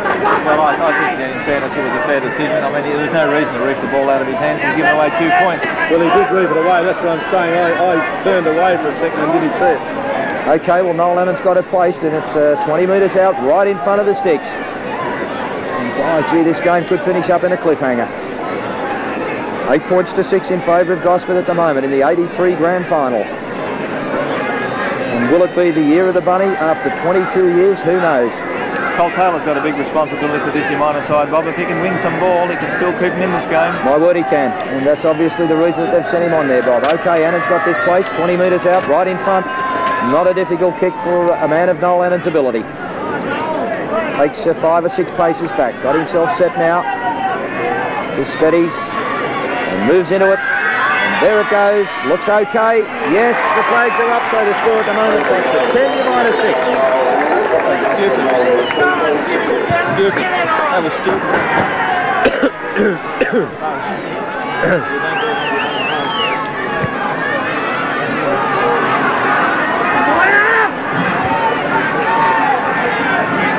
And Frank Edwards in possession for Gosford, 22 metres out from his own line from that kickoff, and that's where he'll get up and he'll play the ball back to Binskin. Binskin now on to Vane Tempest, and he's wide off the fringe of the ruck. Vane Tempest, driven back in some good Umina defence there, and laid down, put on the ground. It was Joe Leo in company with MacArthur, the halfback. Vane Tempest will get up and play it in centre field. Comes back now to Plater on the blind side. Here's Annan. Crashes into the Umina defence. Manning it was. Bowl Manning over, but Ferraro right underneath him. He'll get up and play it, Annan. Here's Bullo now. This is the Umina defence at the moment. Good stuff from Billy Dance because he dropped big Bullo there in a grass chopper. But it's Hillier now in possession for Gosford. Runs wide off the fringe of the ruck, Hillier. Put down in a good tackle, and that'll be the 5th. What'll they do with it, Gosford? Put it in the air. Where's Binskin? Gets it out to Plater. Back it comes to Plater. He puts the kick in and drives it downfield. Comes straight back to Martin Briggs, and Martin Briggs said, thank you, I'll have that. And runs it up the open side. But look at this. Ran around Darryl Turner like he was standing still. Briggs, and he's up to centre. But now they've got him. And a good run from the Umina fullback, and he was hurt in that tackle too. Hurt in that tackle, and he's down on the ground receiving attention at the moment with the score. Gosford 10, Umina 6. Well, that wasn't a very wise kick by Plater, was it? He put the ball straight down to Briggs at fullback. He never really directed his kick. I think they were trying to take a little bit of pressure off Trevor Binskin by sending the ball to Plater, but I felt Bobby just rushed the kick a little bit instead of taking his time. There was no pressure on him. They were looking for Binskin to get the ball, and he had plenty of time to direct his kick. Yeah, and I was just a little bit surprised, disappointed probably, Dennis, with the Gosford defence there, because they really didn't move up quickly on Briggs, did they? They sort of stood there and waited for him, and then he threw that big Langlands type sidestep and went around them and just left them all standing there. Yes, well, I feel that they feel, or Gosford players feel, that Martin Briggs is probably their problem player. Yeah. He has got the ability to step off either foot, and we've seen here today a couple of examples where he's taken the ball up, he's beaten the first couple of players, and I think they feel they're giving themselves more chance if they go up a bit steady, that they're going to be a little bit harder to beat, but it's not making much difference. He's still stepping around them. It'll be a loss to Umina if Briggs goes off. Bob, he's been playing great football, but he's got a real problem with his leg injury. He hasn't got off the deck yet. Like, he's a good footballer. He's made some great breaks, taken some great bombs, and I think he stepped off the leg there, and he's got a real problem. Yes, well, there's one of the Umina officials right down here in front of us at the timekeeper's table at the moment with a stretcher in his hand, and by gee, that's not a good sign either. But Briggs down on the ground, and he does not look well at all, I'll tell you. They're working overtime. He's hobbling badly. He is hobbling badly, and I would be surprised if Martin Briggs carries on. He is not real well at all. Dennis Smith, is he? No, Sammy Ferraro got the hand in the air, and I think Briggs will come off. Yeah, he'll play the ball so they retain possession. The player in possession's got to play it. That's the rules. All right, he's down again now, so he'll probably leave it for it. All right, well, Briggs has played it, and Joe Leo's come up with it, and Briggs down again. Okay, Leo now in possession. They're going to swing it out now. Here's MacArthur. Stops, turns, goes back inside MacArthur, and the Gosford defence have got him. It was Big Bullo in company with Rawlings. Now it's Ferraro's turn. Throws it out the blind side. There's Billy Dance up the blind side, and a good run too, that was. And he's put on the ground, though. It was Trevor Hoare. Trevor Hoare put him on the ground in company with Stubbs. Ferraro at dummy half, gets it out to MacArthur. MacArthur on to Thompson. There's Gary Lewis, and he's been pretty quiet in this game, Lewis. They've contained him pretty well, Gosford. Lewis now, crashed to the ground, gets up, plays it, back to Ferraro. works the blind side. Here's Thompson now, puts a little chip in over. It's not a good one. Not a good one, and Darryl Turner has got the ball for Gosford. And a clever piece of work there by Darryl Turner.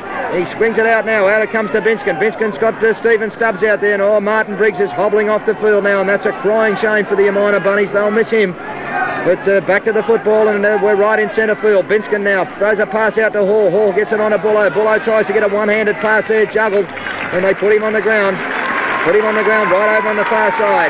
Now it's Frank Edwards' turn. Frank Edwards brings it in field and runs it up through, makes it good going for the Townies with about 7 or 8 metres in the score at the moment. 10 points, 2-6 in favour of the Gosford Townies. Frank Edwards will get up and play it. Back it comes to Binskin. Shapes the kick. Now he does. And kicks it down to Warren Peters' wing, and he goes underneath it. Peters, but he had absolutely no idea how to take that ball. Let it bounce. I think it's got to be on the touch. And that is Dennis, that's a dreadful mistake. A dreadful mistake. Well, I've commented about this other weeks, and I'm not going to personally go out and criticise Peters for it, because I believe it gets back to coaching. Too many of the players today are willing to let that ball hit the ground, and you cannot do it, because once that ball hits the ground, it can go anywhere. And that was just proven then. They've lost 50 metres. If you hadn't taken the ball on the full, Umina would have been on the attack now. Okay, well there's Gosford now from that scrum, and Binskin just takes it down the blind side, and that's where we'll get up and play it. Back to Rawlings. Rawlings on to Trevor Hall. Trevor Hall puts his head down and charges straight into the Umina defence, and they're in a bit of trouble here at the moment, the Umina Bunnies, I can tell you that. Out it comes now wide. Plater's got it, goes himself, puts his head down, Plater, and they're about 7 or 8 metres in. Another try on here could spell curtains for the Bunnies for 83. Gosford now spin it out wide. Out it comes now. Hillier comes back the other way. Hillier, he's got a runner in support there, Channels, but he couldn't unload. Cole Taylor and Ferraro put him on the ground, 10 metres out. Out it comes now. Edwards goes himself for dummy half. Edwards, he's got some pace, gets a pass away to Channels. Channels can't handle it. Gary Lewis goes to pick it up, and he can't handle it either. And that's a double knock on, and that's where the scrum will pack down. 10 metres out from the Umina line. Almost a try there, Bob, and he's throwing the ball as he's going to ground, and Channels only had to hold the ball, and it was another 4-pointer. It's a vital time for Umina here, Bob. They've won possession, which has got them off the hook, because I think they're having a few problems at the moment. My word they are, but here's MacArthur now. Had a great game for his side, and his work play now about 15 metres out from the line from that scrum win, and that's where he'll play it. Gets up now, plays it back to Ferraro. Ferraro goes straight up the centre, but this Gosford defence is pretty good at the moment, I'll tell you. 30 metres out, right in centre field. On the Umina end of the ground, they swing it out wide. Out it comes to Nance, does a little run around there with Joe Leo. Joe Leo, the front row forward, he's trying to direct traffic, but oh boy, gee, look at this Gosford defence. Oh, do they want to win this grand final, I'll tell you. Cole Taylor put on the ground there, and a good tackle by Rawlings and Plater. He gets up and plays it. Here's Gary Lewis. Gary Lewis slips it past to MacArthur, but he's knocked it on. He's knocked it on, the little halfback, and by gee, was through the gap too. He's certainly got some pace. When he got hold of that ball, he kept on with the goal, which he's got to do till the whistle blows, and he's certainly got to turn his speed, hasn't he? My word. Okay, scrum packs down now. 40 metres out from the Umina line on the grandstand side. And both packs now. Jimmy Woods calls them in. In they go. It'll be a Binskin feed. In it goes. Comes straight out the same tunnel, said the referee Wood, so we'll have it again. And this ground here at Gosford, Graham Park at the moment, a bit of a dust bowl, I can tell you. 4 games of football on it, but there's a Gosford scrum win. Binskin's got it. Comes round the blind side. Ferraro breaks from the scrum and wraps him up in company with Manning. And Binskin will get up and play it. 35 metres out from Umina's line. This Hall gets it on to Turner. Turner did well to hold that ball too. But here's Lewis in over the top, and they put him on the ground. And this Ferraro, I tell you what, if they were doing a tackle count on Ferraro today, they'd run out of both biros and paper. But Gosford in possession. Here's Annan down wide off the fringe of the ruck. Annan tries to unload, but he can't. They wrap him up in a good tackle. It was Manning. Manning in company with Cole Taylor. Put down on the ground in centre field. 35 metres out. Gosford in possession through Binskin. Oh, he's got players inside. There's Rawlings, takes a beautiful pass off Binskin, but he can't unload. And put on the ground in centre field, 22 metres out to score, 10 points to 6 in favour of the Townies at the moment. Stubbs now gets it out to Trevor Hall, puts a kick in, puts it in the air, and it's a beauty too. And they're working this winger, Warren Peters, I can tell you, but he's taken that one okay, but I think they've run him back over the try line. Yes, they've run him back over the try line, and play will restart now from underneath the goalpost. And I think, Dennis, there's a little bit of a plan on there to work Warren Peters' wing, wouldn't you say? Yes, well, he's a little bit unsure when the ball's in the air, and he hasn't had a great deal of experience in first grade, and I think they're good tactics by Gosford. All right, well, there's the drop kick, and it's come off Tony Plater's shins, and he's just gone down and picked that up now. Now he picks it up, runs it upfield about 6 or 7 metres, and that's where he'll play it. 35 metres out from the Umina line in centre field. Channels a dummy half, shoots a pass out to Binskin, throws a dummy. Binskin, he's got Tony Clark. And Tony Clark wrapped up by his opposite number over there, and there's a player down on the field. Looks like young MacArthur, is it? Yeah, he's okay. He's on his feet. And there's a Umina penalty there. A Umina penalty on the far side of the ground, and that was for an incorrect play the ball by Tony Clark. Well, I agree with Bob Scott. They certainly need this penalty. They've been under a hell of a lot of pressure from the Townies since the resumption at half-time, and I think they need just to be up the other end of the field for a while to get a bit of a breather and stop the pounding they've been copping. 15 minutes gone in this second half. What's the scene in Sydney, Ross? Oh, well, there's no score after the start of the second half. 18 points to 0, 3 tries to Parramatta. The score, the result is in the scrums, Bob. Parramatta have got 6 points to 2. They've taken 2 tight heads, and they're really going well down there, and it's all over the Canterbury, I think. Okay, well, certainly not all over for Umina here, because here's Finnegan now, and they've worked play up into Gosford territory now. They're 40 metres, but there's a dreadful pass. It's loose on the ground, and Gosford have come up with it. And by gee, you don't win grand finals like that, I'll tell you. Gosford in possession now. Out it comes to Hillier. This has been a great game of football. Here's Edwards down the flank, and he's flying. Edwards, Billy Dance misses him, and Edwards still going. Oh, that's a top run from the winger. By gee, what a great bit of football from Gosford that was, and they're on the ball in this second half, I can tell you that. Hillier now in possession off the fringe of the ruck, and he just takes that ball down about 7 or 8 metres before he's put on the ground by Cole Taylor. He'll get up and play it 40 metres out from Umina's line. Gosford in front, 10 points to 6. Here's Bullo now, charges into the centre of the ruck. Bullo, but can't unload because they've put him on the ground. It was Kevin Manning and Sam Ferraro, the tacklers. Gets up, plays it out. It comes to Plater. Plater on a Binskin. Binskin shapes the pass, throws the dummy. Now he gets a pass away to Edwards, but it was forward. That was forward, said referee Woods, and Umina will get the penalty. And by gee, Dennis, Trevor Binskin having a big part to play in this game, isn't he? Well, he's a clever player with the ball. He revolves the play around himself. He can hold that pass up. He can cut a man out.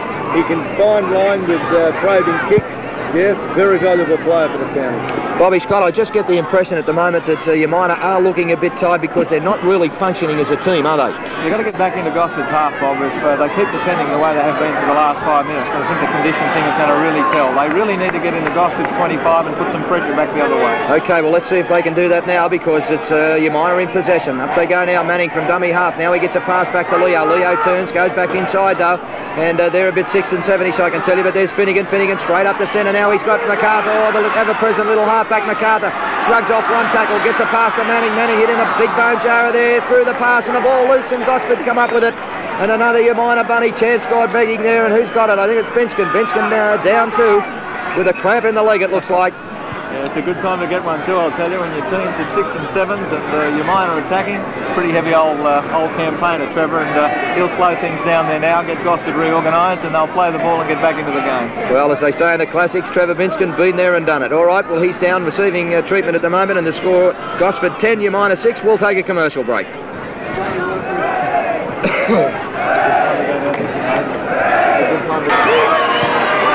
Trevor Binskin back on his feet, and Gosford have driven that ball down with a big kick too, and it's taken by the replacement fullback. We'll just try and pick up who that is for you. And he runs the ball upfield. The replacement fullback for Martin Briggs. They haven't given us a name for him, but we'll check that out for you in just a moment. Sam Ferraro now in possession for the Umina side. And can Umina get back into this game? They're down 10 points to 6. It's a long way from being over, but Umina are in a bit of trouble, I'll tell you, because there's Manning now. Crashed to the ground in a great tackle there. This Gosford defence really something. Rawlings hurt a wrist there in that tackle. Here's the Bunnies now on the attack. Lewis has put it on the ground. It's gone behind him. Billy Dance has recovered the situation there, and Lewis is down flat on the broad of his back. Why, gee, I tell you what, he was hitting a big one there, the big fella. And he's down, but look at Umina now. They're throwing his ball everywhere. Here's Ferraro. Turns it back inside. Comes back to Woods. Woods winds up, goes straight up the centre. Bullo's got him though. 22 metres out from the Gosford line. And Steve Woods put on the ground. He gets up, plays it back to Cole Taylor. Taylor back now to Thompson. Thompson, tries a little grubber kick, and Gosford come up with it. But, gee, that wasn't a good kick at all. There's no purpose to that kick. And Gosford come up with it through Rawlings. Gets up, plays it back now. Back it comes to Hillier. Just runs from dummy half. And Rawlings put on the ground there by Billy Dance. He gets up, plays it 35 metres out from the Gosford line this time. Binskin goes to throw the pass to Edwards. Now he gets it out to Turner, standing out wide. Turner winds up though, comes back inside.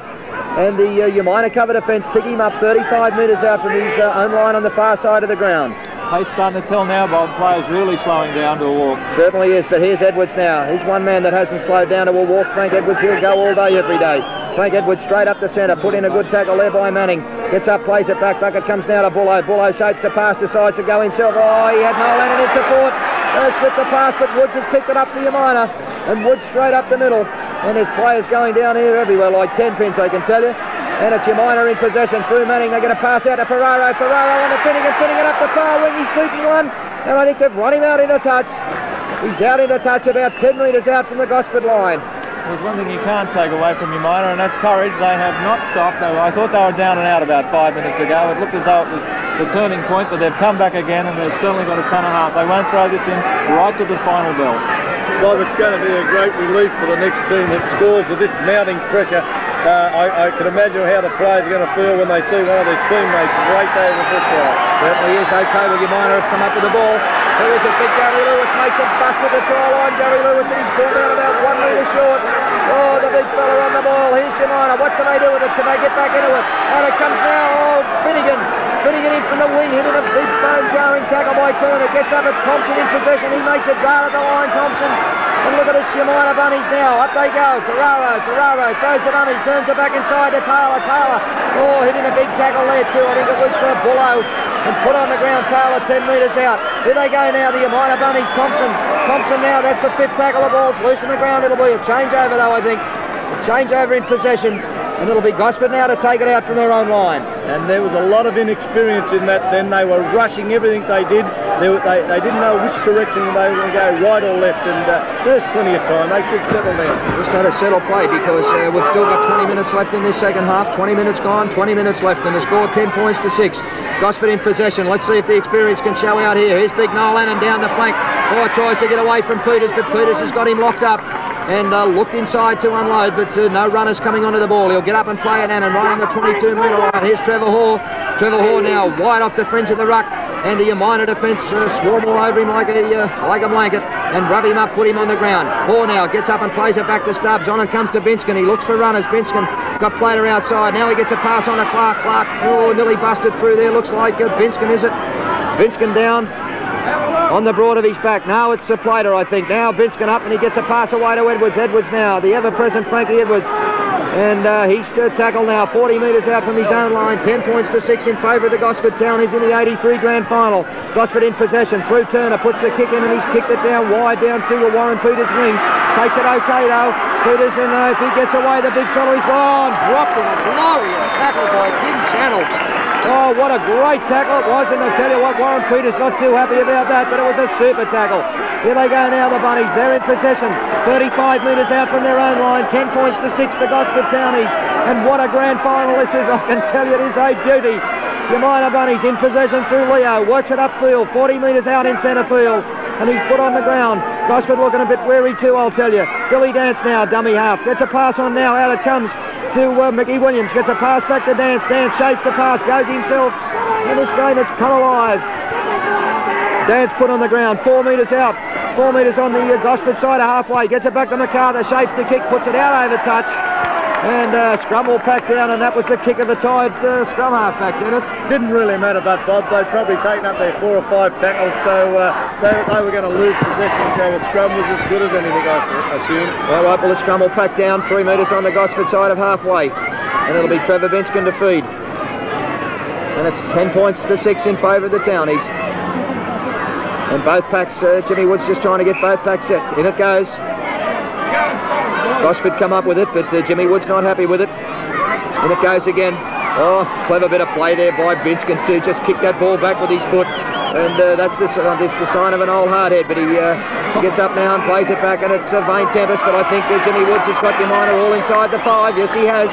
And that'll be a Gosford penalty right on halfway line. And Noel Lennon will look for touch on the grandstand side.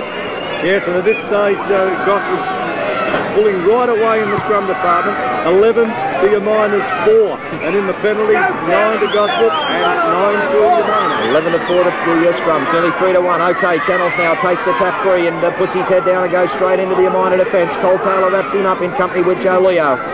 And Dennis, I think maybe the next scorer in the game might really be the ball game. There's Stephen Stubbs, the Gosford hooker now, puts his head down, goes about 5 or 6 metres down the blind side, gets up, plays it back now to Binskin. Binskin's got down in there, Adam Swallow, good run from the big second row forward, and he's had a great game for the Gosford side this afternoon.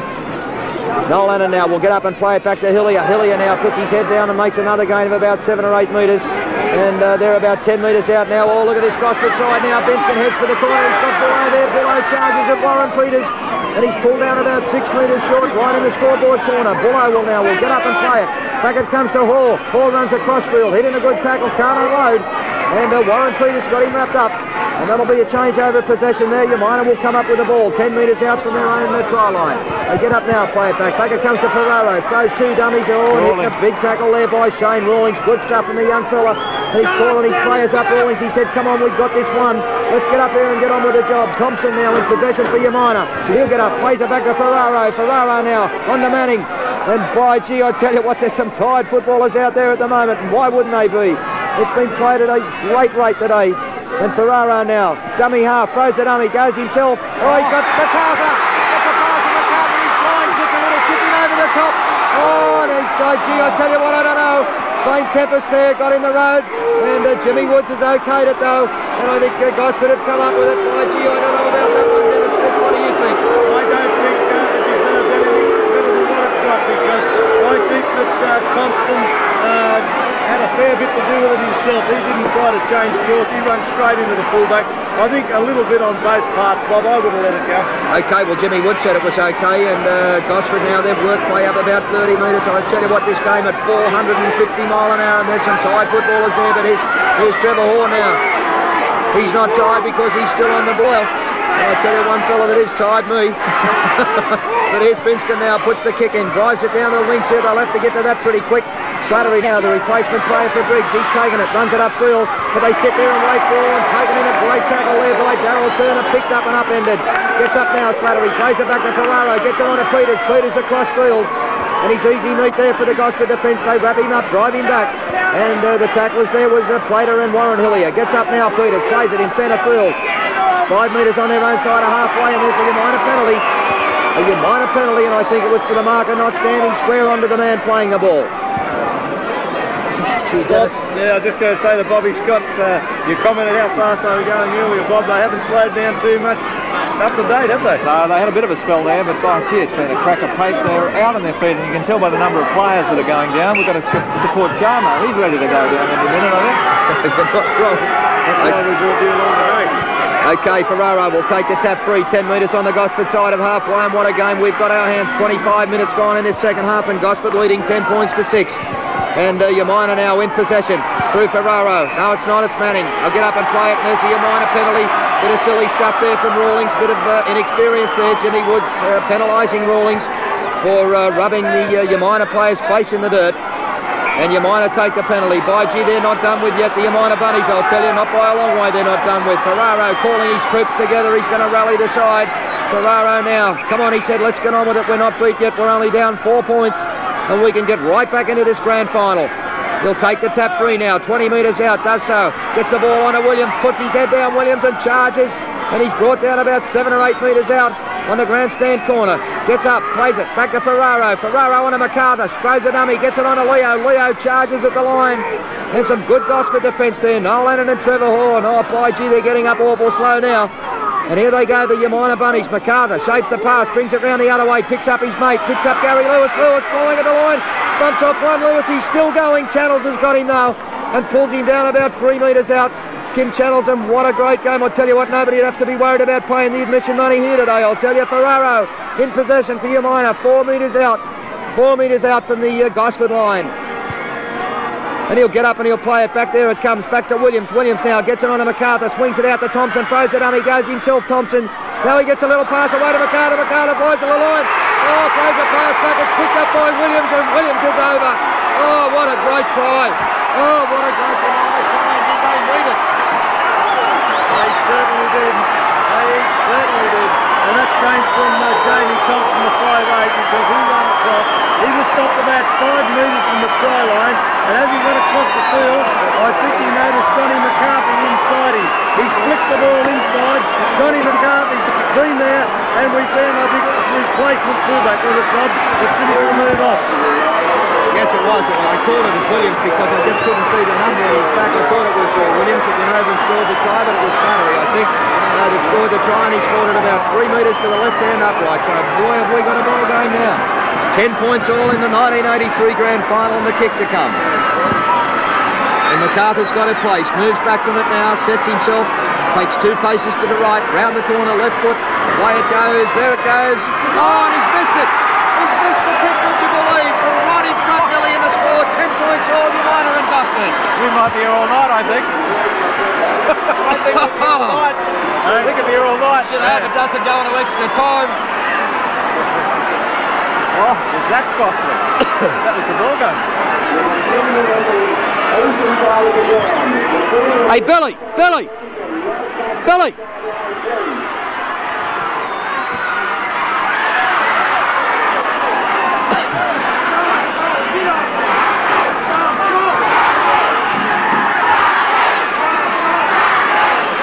Got the Valley in the grand final 83. We want to believe it. Umina in possession. They get the ball out now. 10 points all in the 83 grand final. MacArthur really put it on the deck. He's 40 metres out from his own line.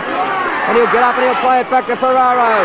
The Umina bunny's not done with yet, I can tell you that, because there's Ferraro straight up the centre. The little fella looks inside. He's got Billy Dance. And Billy Dance is flying. Comes back inside Billy Dance. Now he gets a pass back to Kevin Manning, and it's loose on the ground. I think the Umina have come up with it, have they? No, Gosford have got the ball through Shane Rawlings. Now he gets up and plays it Rawlings. Back to Tony Clark. And by gee, this is an electrifying grand final. And it's Rawlings now. Gets the ball back to Stubbs. Here's Channels now. Channels with the ball. Tries to unload to Darryl Turner, but he can't get the pass away. And he'll get up and he'll play it back to Turner. Turner now, dummy half. Shoots a pass out to Stubbs. And by gee, there's some tired Gosford fellas here at the moment. There's some tired fellas everywhere, I can tell you. Channels a dummy half. Gets the ball back to Binskin. Binskin on the Plater. Plater shows it. Comes back inside.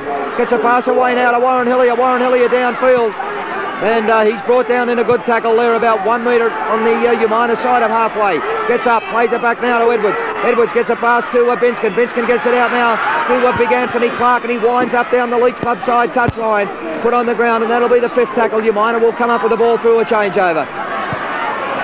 And by gee, if this game goes into extra time, I can tell you what Dennis Smith had said, I'm going to run out of voice.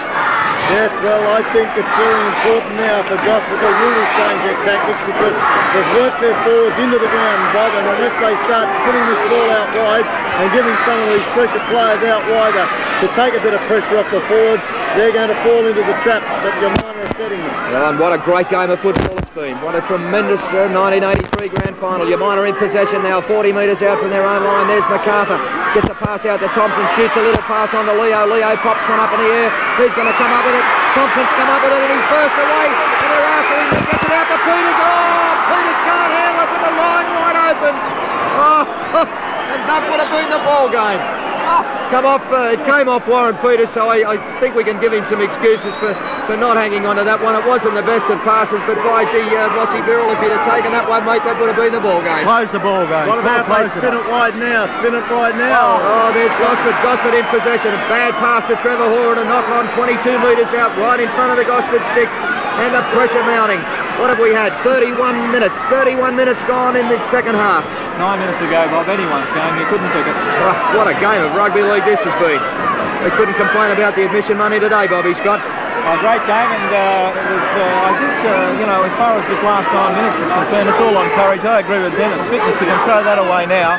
It's guts that'll carry you through on that last 9 minutes, and they couldn't pick a winner. All right, here comes the scrum, 22 metres out. There's a penalty. Which way's it gone? Looks like it's Umina penalty. Umina penalty, and that's where I think they'll look for touch. They'll look for touch. And there's a bit of a conference on here at the moment. Sammy Ferraro, the little general, directing operations. Yeah, Leo's going to take the tap free, puts his head down, charges to the line. Gosford now. Gosford's turn to be under some pressure. They've led nearly all the way, the Townies, but they're under pressure now at 10 points all. Here they go. Ferraro goes himself, gets a pass to Leo. Leo throws a pass now back to Williams. Williams puts his head down and goes, charges at the line, 3 metres out. And the Townies have got to call on all their defensive resources now, I'll tell you. Umina now, play it back it comes to Ferraro. Ferraro shapes the pass, goes himself, should have thrown that ball wide, Sammy, then. And they've got to work this big Warren Peters, they've got to work his wing because he's the man with the pace. Back it comes, Thompson, there's a field goal on, it's in the air, looks okay. No, I don't think it's there, no, it's wide. It's wide, and play will restart now from the centre of the 22. Oh, and had all the time in the world, Jamie Thompson, Dennis Smith to kick that. Yes, I've seen him kick 2 goals before under a lot more pressure than what he was then. I think he tried to play it a little bit too safe before. Well, we've got a classic situation in the broadcast tower. Bob Earl's gone for the Valium, Ross Birrell's gone for the cigarettes, and I've gone for a new voice. I'll tell you, it's all about to happen. It's Gosford in possession. Frankie Edwards, burst through the middle. Edwards looks for one, but had nobody within 10 metres of him. And it's Gosford's turn now to come back. Here they come. Stubbs gets it onto Hillier. Hillier's walking. Now he winds up. Oh, hitting a big tackle there from Gary Lewis. And it's Umina's turn to defend, and by gee, are they tied. They're tied, both sides. Trevor Hoare now in possession. Out it comes to Binskin. Binskin on. Gosford have got a replacement player on in 16. And I think it's Kuyafalo, is it? He gets up and plays it back. Back it comes now to Turner. Turner puts his head down, goes straight up the centre. And they're going to work that side too. They're going to work that side. Let's see what they do with it. Binskin now shapes the kick. There it goes. Looks for the sideline. That's the game. Oh, yeah, that's the go. Because he's found touch about 10 metres out from the Umina line. 10 metres out, and that's where the scrum will pack down. It might be Big Bullo that dropped, Bob, is it? Yeah, Bullo's gone off and been replaced. Yeah, Stephen Bullo on, and I think it's Kuyafalo on. And the scrum packing down now 10 metres out from the Umina goal line. And they've come up with it, Umina through with Ferraro. Ferraro just takes it up the blind side. Broke from the scrum and took it up the blind side. And he'll get up and he'll play it back. Back it comes to Finnegan now. Finnegan gets it on Manning. Manning puts his head down off the fringe of the ruck. Kevin Manning. And swamped there in a good tackle by Kuyafalo. He'll get up and he'll play it. Plays it back to Ferraro at dummy half this time. There's Taylor off the fringe of the ruck. And he too was put on the ground. Some good Gosford defence there, and they're down on Umina's end of the ground, and that's where they want to keep them too. Gets up, plays it back. Back it comes to Thompson. Thompson now gets it on to Leo. Leo, nearly an intercept there by Clark. The ball's knocked on now. Has Jimmy Wood seen it? Yes, he has. And the scrum will pack down now 22 metres out, and that could have been curtains. 6 minutes to go. Probably one of the fastest players on the field, Bob, and he's got his hand to it, and he just hasn't been able to hold it. 25 metres out. Just in Sydney, Bob, it's 18-0. I've had to sack it. I'm listening to you. It's a great game and a great call. It certainly has. Well, Gosford will pack down this scrum. Looks like Umina come up with it through the feed. There's MacArthur, breaks away from the scrum, but Rawlings has got him in company with Prater, and they put him on the ground 22 metres out. Gets up MacArthur, plays it back. Back it comes to Taylor. Taylor off the fringe of the ruck. And nearly through there, but crashed to the ground. And a great tackle by Tony Prater. Gets up, plays it back now to Lewis. Lewis fires a pass back to Ferraro. Ferraro throws it up, he goes himself.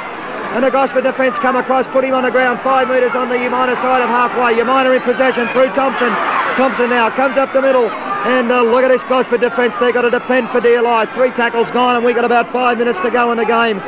And Ferraro now, dummy half, gets a pass on now to Leo. Leo skirts wide. And hit in a good tail. Look at this Gosford defence. Shane Rawlings picked him up and lifted him and drove him back about 5 or 6 metres. And they'll get up and play it. Umina 1 metre on the Gosford side of halfway. They're tied too, I can tell you that. Thompson will look for touch, puts a little kick in. Kim Channels will take it, takes it okay, tries to beat Peters, but Peters wraps him up and puts him on the ground. 35 metres out, and these players, I tell you what, 24 of them walking around the field at the moment with their hands on their hips. Here's Vane Tempest though, up from fullback from the Gosford side, 35 metres out from Gosford's line. Put on the ground, Vane Tempest in centre field. Will get up, play it back to Stubbs. Stubbs on to Annan.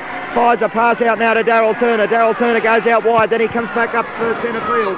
And he's put on the ground, right in the centre of the field. And he'll get up and play it, 40 metres out from the Gosford line. Channels a dummy half, gets it on to Hillier. Hillier now tries to bust the Umina defence, but he can't. And he's put down 5 metres now on the Gosford side of halfway. Gets up, plays it back to Binskin, puts a little chip in over the top. It's not a bad one either, but it gets the bounce. Oh, there, Umina's made a meal of it. Umina's made a meal of it and knocked it on. And that's where the scrum will pack down, 35 metres out from the Umina line in centre field. And they're certainly going to be the capers, Bob. I was just thinking to myself that Trevor Binskin's been quiet for the last 5 or 6 minutes, but he was thinking all the time. He was looking what to do, and he'd come up with that little chip over the top, and I think he's got to look for a little bit more of that in these next 4 minutes. And we got 4 minutes left. 4 minutes left, and the score 10 points all at the moment between these two great sides. Umina come up with the ball, and they'll play it. Now it comes to Ferraro. Ferraro throws the dummy, goes himself, there stands in the tackle and tries to unload. And I tell you what, these NBN fellas having some fun keeping up with the game like the rest of us. But there's Finnegan now. Finnegan skirts wide, tries to run around Edwards. He does, he beats Edwards, he's up the touch line. Now he comes back in field, gets a pass away now to Williams. There's a forward pass. A forward pass, and that could have developed into anything, Dennis Smith. It looked really dangerous then because they had the Gosford players, their defending player, the line wasn't there. Umina were really on the ball and it could have been dangerous. Well, okay, 18 points to 4 at the cricket ground and 10 points all here in the Central Coast Division 1983 Grand Final. And could be trying to work their way up here for a field goal, Bob. 6 tackles to go. If Binskin can get into position, I think he'll have a shot. I'd say it's on for certain. There's Binskin in possession now. Trevor Hoare now gets a pass on to Hillier. And Hillier now works play across into centre field. Taken into good tackle there by Ferraro and Manning. They're right in centre field. Here's Hoare now straight up to centre of the field. And that's obviously what they're on about. Gosford at the moment, they're going to look for a field goal. Binskin calling his troops, rallying his troops together. He said, come on fellas, one more tackle, let's take it up. There's Piafalo. That's what he does, takes it straight up centre field and makes a gain of about 6 or 7 metres. They're tied too. Now Stubbs from dummy half. And this will be the field goal because there's 5 tackles gone. And watch this Umina defence now. They're going to have to get up on Binskin awful quick, I'll tell you. Comes back now. Now it's Plater. Plater's going to take the shot for field goal. It's come off the side of his foot, I think. It's come off the side of his foot and no goal, and play will restart from the centre of the 22. Oh, brother, what a grand final. It was a smart move there, but they all probably thought Trevor Binskin was going to take the shot and they've switched it to the other side of the ruck, and Plater had, once again, like Thompson, plenty of time. Oh, heap of time. Well, Sammy Ferraro now will restart play with a tap from the centre of the 22, does so. He's going to get the pass on to big Gary Lewis and they pick him up. Oh, look at this defence, Piafalo and Shane Rawlings. And they have picked him up and driven him back like a tennis ball. 2 minutes to go. He gets up now, 2 minutes left in the game. 10 all the score, and by gee, what a grand final. What a finish. 10 minutes extra time if they finish level at full time. They get up now, Umina. Play it back to Ferraro. Ferraro points, goes straight through the gap, Ferraro. Now they've got him, no, Gosford. Had Finnegan flying but couldn't unload. He gets up, plays it back now, Ferraro. Gets it on to Thompson. Thompson stops, goes back inside. And the Gosford chasers come across and put him on the ground right in centre field. Gets up and plays it forward. That's okay, said Jimmy Woods. Thompson now. Who's he got? He's got Finnegan off. Finnegan puts it on the ground. Gosford come up with it now through Binskin. And Binskin wrapped up in a good tackle, centre field. And they're 8 metres on the Gosford side of halfway with about a minute left to play.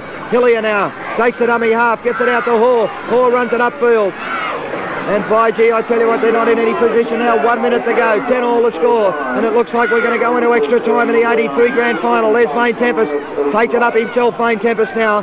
And he's put on the ground 5 metres on the Gosford side of halfway. Here's Plater, puts a little chip in over the top. Plater, it's not a bad one if he can get the bounce. Oh, sits up beautiful. Peters takes it though. Peters takes it for Umina and wrapped up there in a good tackle by Plater.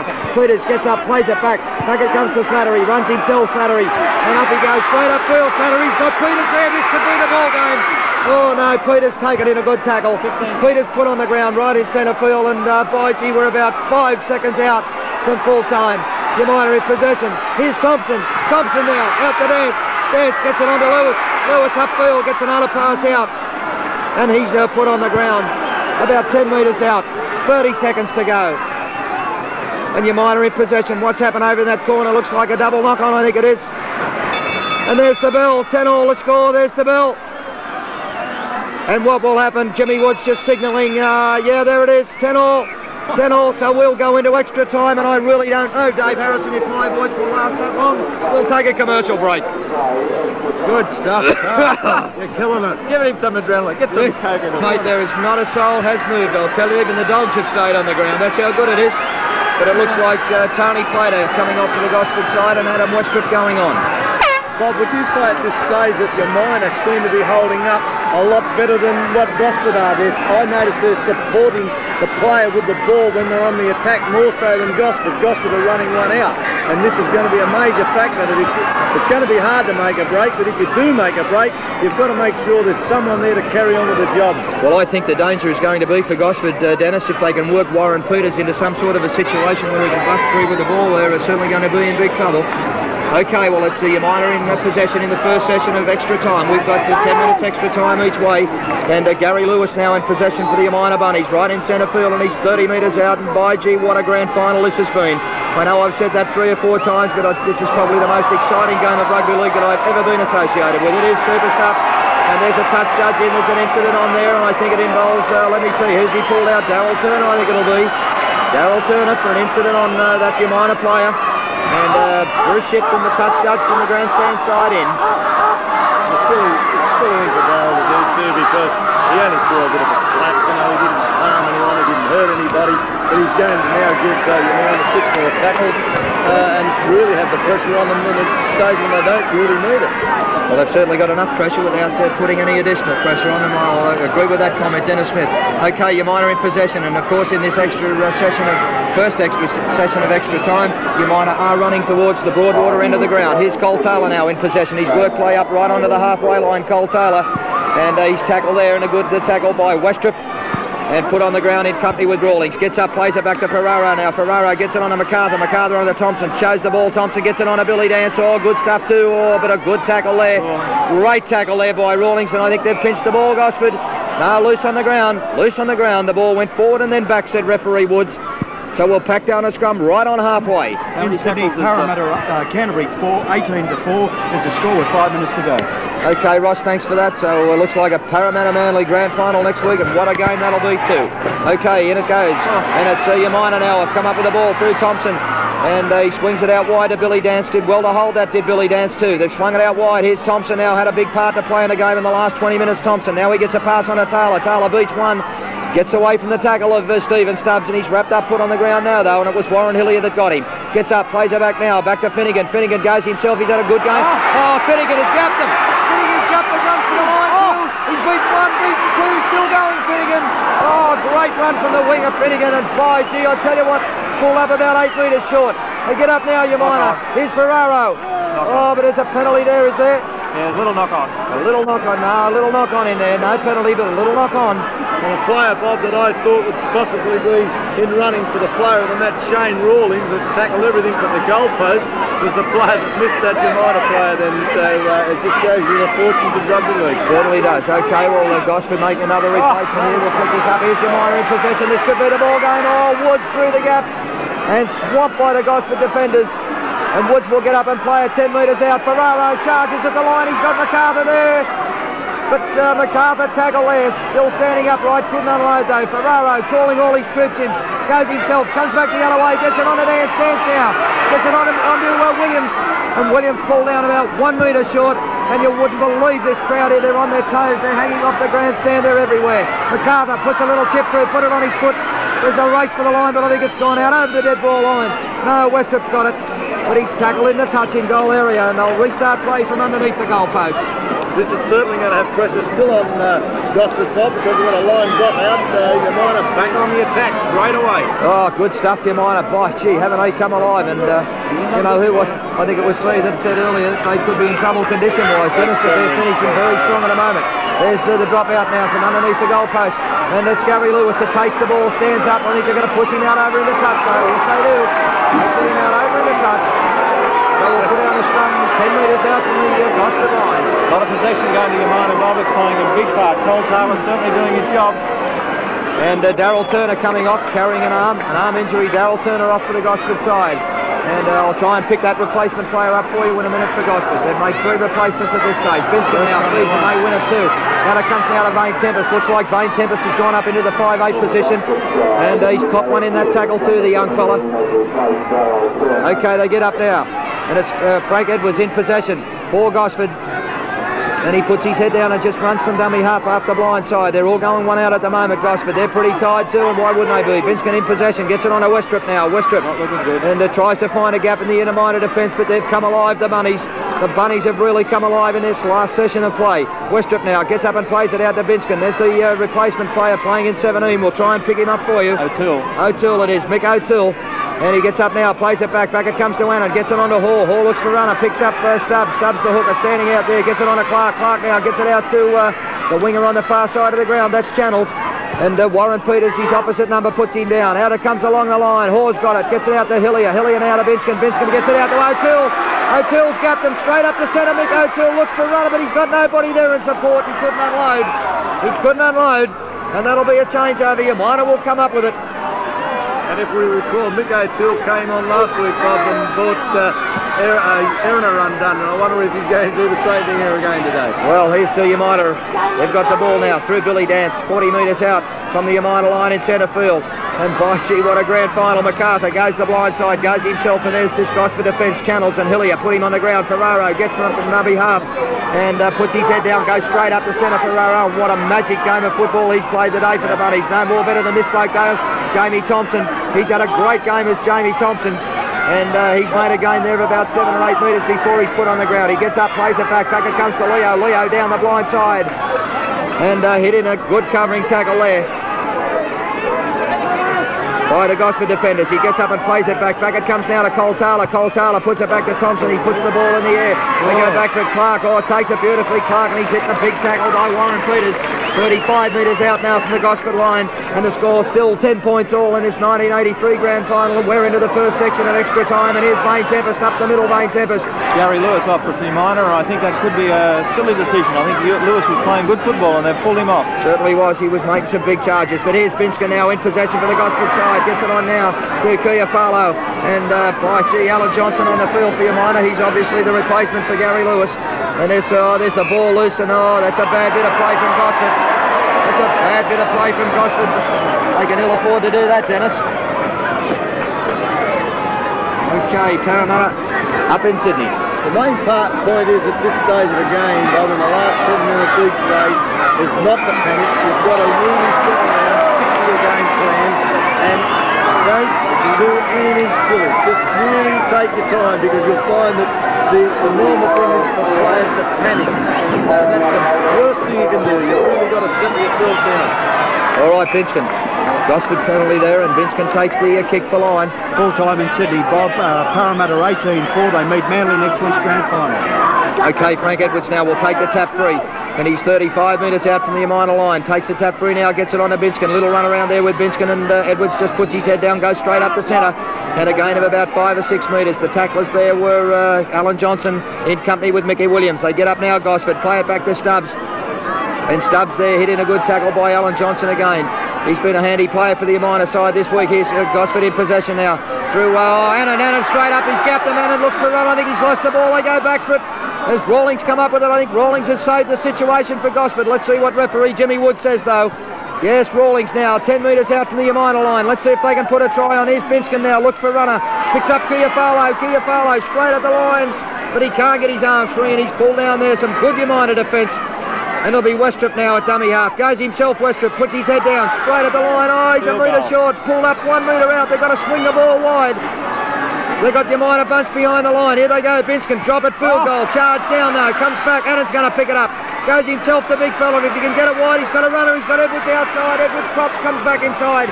Still going, the winger. Gets another pass back. I think it's Binskin now in possession. And he's put on the ground. One tackle to go. Here we go. What's going to happen here?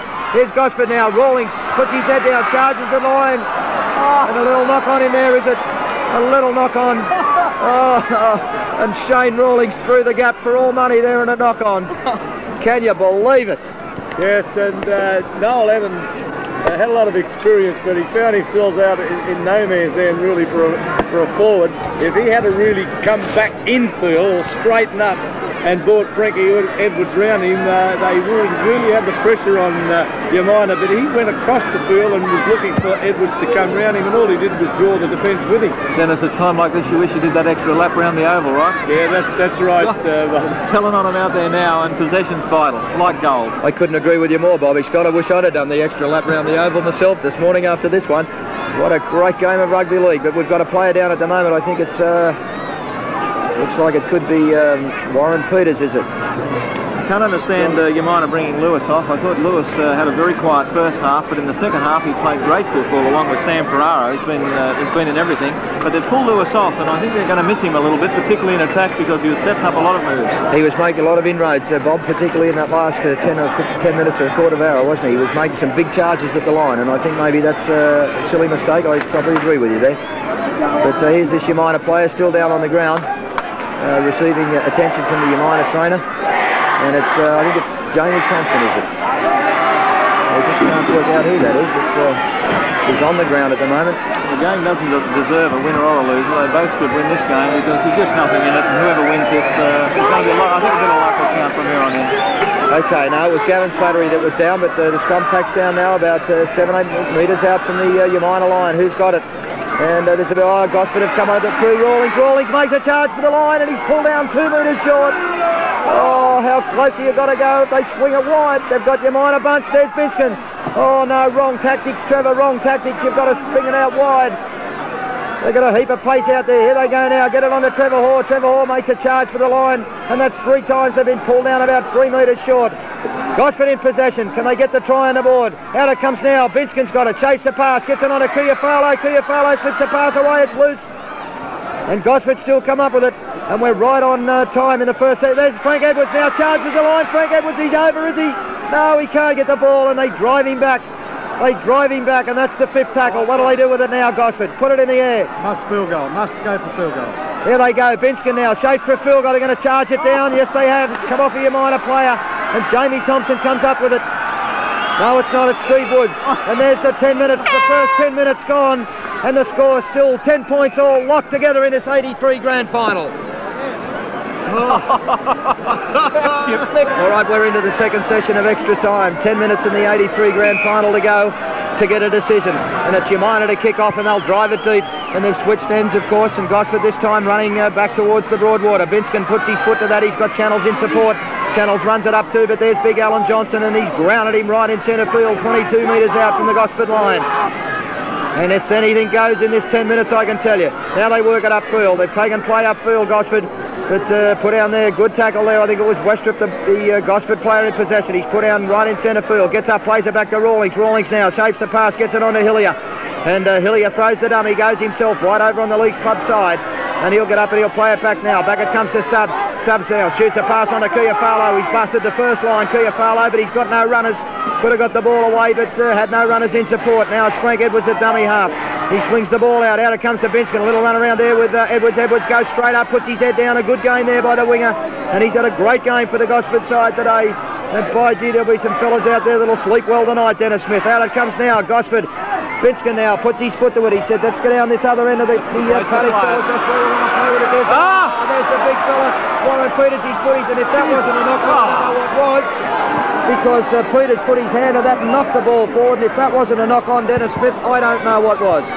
No, well, it looked that way, Bob. He was facing his own goal line, but the ball did project forward towards his own try line, so that, yes, technically it wasn't that one, but Jimmy Wood didn't see it that way. Okay. But it's vital now that Gosford stay out of the 5 metres and they don't give away any silly penalties and take the pressure off Umina. That's right. Okay, well, Umina in possession, 22 metres out on the scoreboard end of the ground.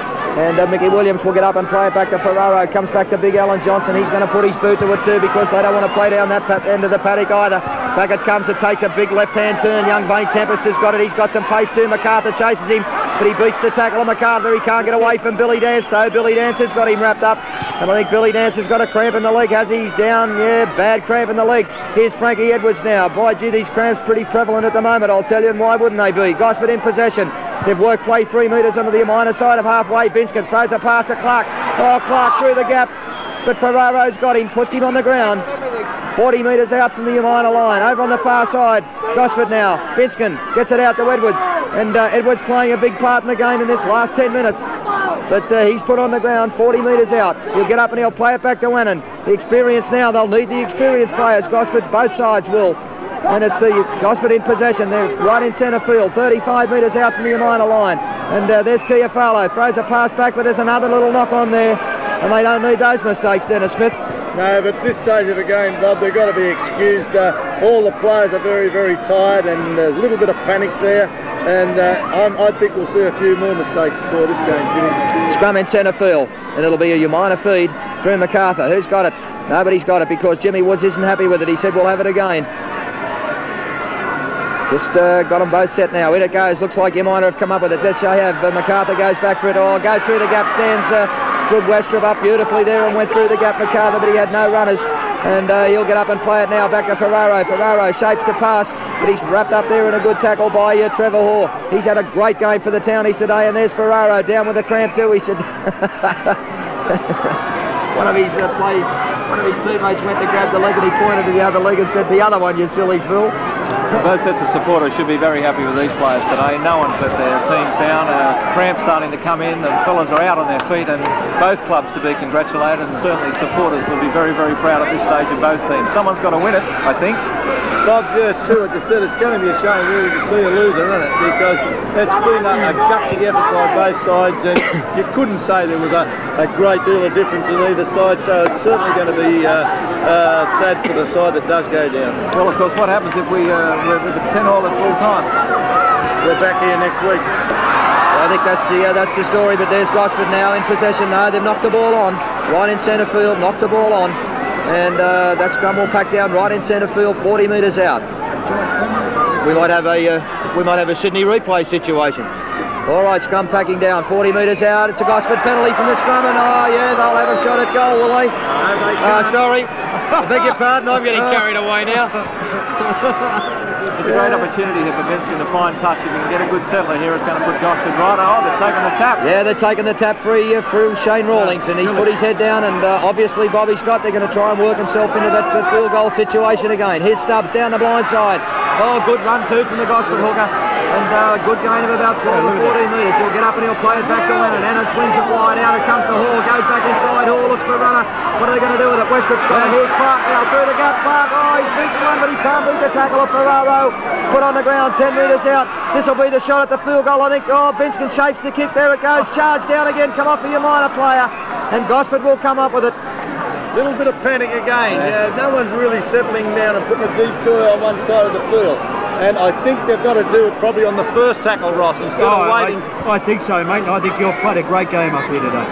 And I tell you what, I'm starting to get sore. All right, scrum packs down, 20 metres out from the Umina line. There's a Umina penalty from that scrum. So the changing fortunes of rugby league. Well, what are the scrums and penalties? If that matters at this stage, but it might be interesting just to have a look at them. Well, at this stage, the penalties favour Umina 13 to Gosford's 11, and the scrums favour Gosford 13 to 10. So Umina have really bridged the gap there in the scrum department. I tell you what, Dennis, this Channel 3 fellow with a backpack on his shoulder, mate, Umina or Gosford might call on him very shortly because he certainly looks fit enough, doesn't he? Anyway, there's Umina in possession through Cole Taylor. Ferraro's got it from dummy half and puts his head down. Oh, the Gosford defence have got him 1 metre on his own side of halfway. Ferraro gets up, plays it back to Taylor. Taylor now on to MacArthur. MacArthur shoots it out to Thompson. On it goes to Billy Dance. Billy Dance. Oh, Dance has gapped him. Now he gets it on to Finnegan. Oh, couldn't get the pass away yet. MacArthur up the inside, flying, and he couldn't get it away. And he's put on the ground 40 metres out. And that's where he'll get up and play it. Plays it back now. Back it comes now. Thompson's got it. Puts a little chip in over the top. Frankie Edwards has got it, but that's a silly kick from Thompson because he's given Gosford back possession. And Finnegan's down on the ground injured, right on the broad of his back. And I think they've gone out over into touch. So we'll put another scrum down right on the far side, on the Leagues Club side, and about 5 metres on Gosford's side of halfway. In the score still 10 points all in the 1983 grand final. It's hard to be. Oh. It's a decided one. 5,500, Davo. Yeah, well, Dennis did make that comment to me earlier that, you know, Wyong people usually account for about 4,000 people in the crowd. No, I don't. I can't really estimate for Davo, but it's a big crowd, and there's the Umina penalty out of that scrum. The Umina penalty out of that scrum. And they'll look for touch. And what have we got? We've got about 4 minutes to go in extra time. 4 minutes to go in extra time. There's the kick for touch, and it's a good one too. There's a gain of about 35 metres and the tension mounting. There is not one person that has left this Graham Park here this afternoon, I can tell you. Ferraro now will take the tap free. There he goes, puts his head down, Ferraro. Oh, hitting a good tackle there too by Stubbs, and put on the ground. They're 22 metres out now, Umina. And they'll play the ball. Now it's Joe Leo's turn. Takes it up, the big fella, Joe Leo. 20 minutes to go, Bob. Umina are in the right spot if they want to win this game. Certainly are, and that's exactly what they're doing. Jamie Thompson, I think, will get himself into a situation for a field goal. Ferraro calling his troops together. He's going to rally, and here goes the field goal. It's Big Alan Johnson. Oh, it's a shocker, though. Straight along the ground, and Vane Tempest has knocked it on right in front of his goalpost, would you believe? Knocked it on 1 metre out from the line. Oh, brother. He can be excused for that, but Bob, that ball was coming very hard and fast along the ground. It was rolling in for him. It's a difficult one. Maybe he should have tried to stop it with his foot, but that's easy to say from here. ever Umina want to win a grand final, they've got their chance now, Bobby. 5 metres out and 2 minutes to go. And listen to this Umina crowd. I think Gosford's come up with a scrum win, though, have they? There'll be a penalty here. Oh, would you believe Umina have collapsed the scrum? I can't believe it. Oh, Umina have collapsed the scrum. 5 metres out.